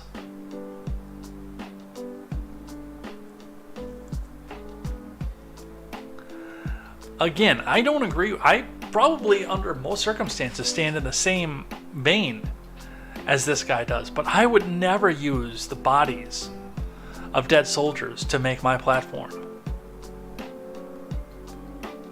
Especially, again, given the fact that Memorial Day goes all the way back to soldiers who did fight for our freedom and die for our freedom.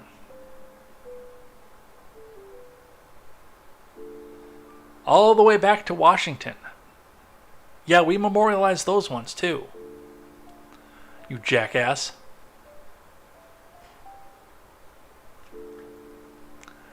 Absolutely. Let people know about what you feel about the military-industrial complex, but to dance on the grave of the people that died? No, this isn't it.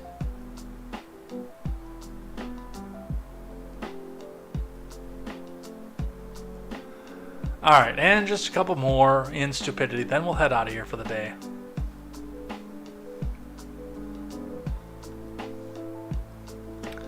From Fox Business, Lululemon employee is fired after chasing robbers out of the store. This goes back to the organized retail theft that we were talking about earlier. According to a report from Michael Lee, 2 Lululemon employees in Georgia are speaking out after they say they were fired for calling police on would-be robbers. Jennifer Ferguson, a former assistant manager at a metro Atlanta area Lululemon, and one of her employees, Rachel Rogers, were fired by the retail chain after shocking video captured the duo yelling and chasing masked robbers out of their store before calling the police, which they claim got them fired, according to a report from the New York Post. A viral video shows the masked thieves bursting into the store earlier this month and grabbing as many items as possible before being confronted by Ferguson. No, no, no, you can march back out, Ferguson can be heard telling the thieves. The thieves had reportedly looted the location multiple times in previous months, and at one point the video seemed to pause and consider the employee's demand before re-entering the store and grabbing more items. Seriously, get out, Ferguson can be heard saying to the robbers. Chill, bitch, shut your ass up, one of the thieves responds. The employees then recorded the thieves as they exit the store and enter a waiting car to escape, with Ferguson and Rogers making no effort to physically prevent them from stealing items or leaving the store. From there, the employees called the Gwinnett Police Department and reported the robbery, which they say is what got them fired from the store, though Ferguson said the duo were not given specific reasoning for their terminations. The management cited that the company had a no-tolerance policy. We're not supposed to get in the way, you kind of clear the path for whatever they're going to do, Ferguson said of the store's policy. And then, after it's over, you scan the QR code, and that's that. We've been told not to put in any notes, because that might scare other people. We're not supposed to call the police, not really supposed to talk about it. So I don't know if they're fired because of a PR nightmare off of this, or the fact that the... I can't do that. I can't say that on YouTube. But let's just say that there might be some other reasons that go along with that. And we'll leave it at that. But see, stuff like this, that's a big part of the reason that you wind up with stuff like... Where's the other one? I had another one over here. I lost it. I don't know where the hell it went. But that's why you have the organized retail theft in New York. Because you let people get away with it.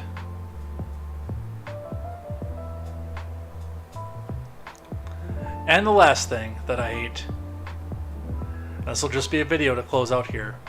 Police to investigate rock legend for wearing satirical Nazi costume. Because apparently nobody's ever listened to The Wall.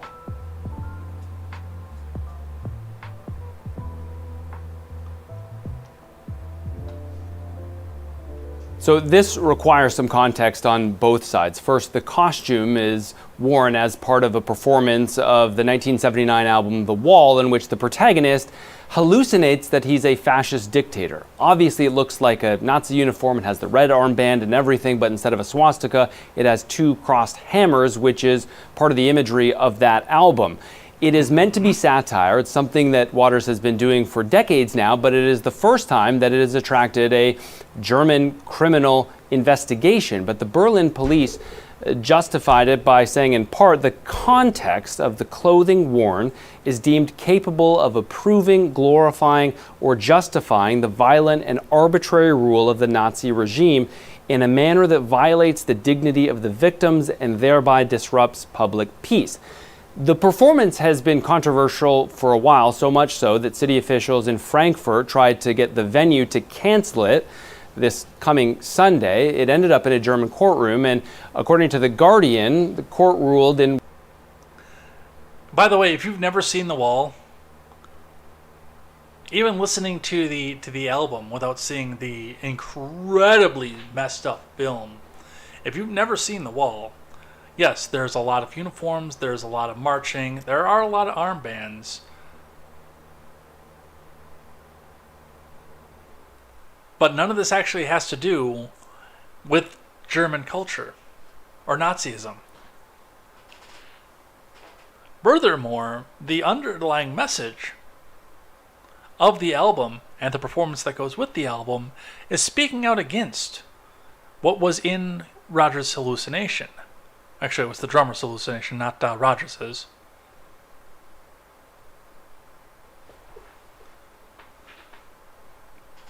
Waters' favor, saying that though the performance uses symbolism manifestly based on that of the National Socialist regime, it did not glorify or relativize the crimes of the Nazis or identify with Nazi racist ideology.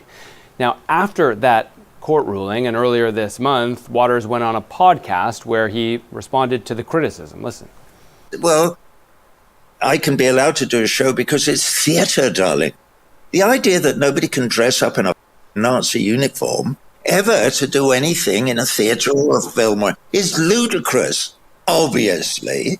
And also, just so people know, you don't dress up as him in a pro-Himmler or pro-Nazi way. It's a scathing critique. You are playing a villainous character. It's a parody. More than a century after the Titanic.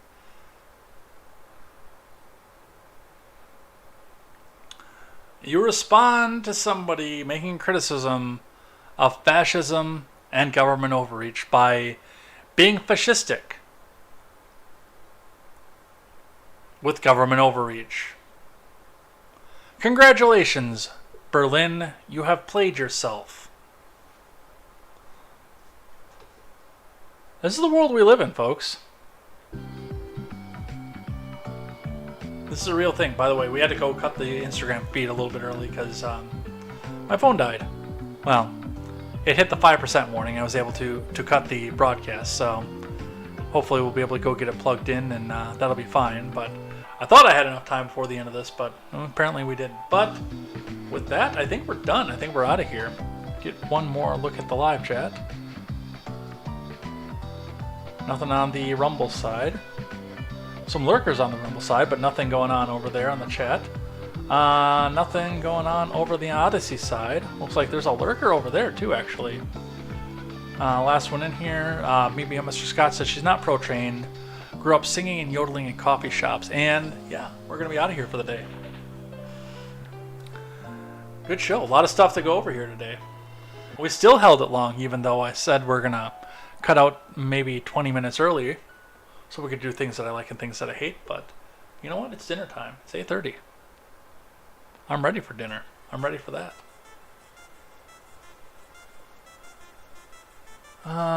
Where's the outro music? There it is.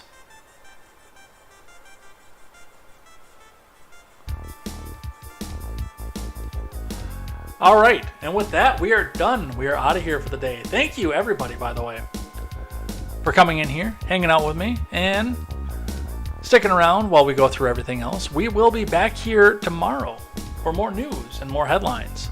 more contemporary. We'll close out the week strong. We'll see. Maybe we'll get out of here a little bit early tomorrow night too. We'll see what happens with the debt ceiling bill, if it does go through the Senate or anything else like that. Otherwise, well, we'll see over the weekend too. We'll probably, I think this weekend I'll do the makeup stream to get us back onto the pattern. So we'll see what the news pops up, and if we do wind up going a little bit long, we can cover some of the stuff over on Saturday too. So stay tuned to the Discord and to the Twitter for announcements on that. But we're going to head out of here for the night. Thank you again to everybody who came by and chatted in the live chat. Stick around if you're over on the Twitch side, as we're going to go find somebody to raid. Otherwise, come back and join me next time on YouTube, Twitch, DLive, Rumble, Odyssey, a number of other places. Get your donations in. I really appreciate everything you guys do. Tell a few friends. Get some more people in here. We will see you here next time for more.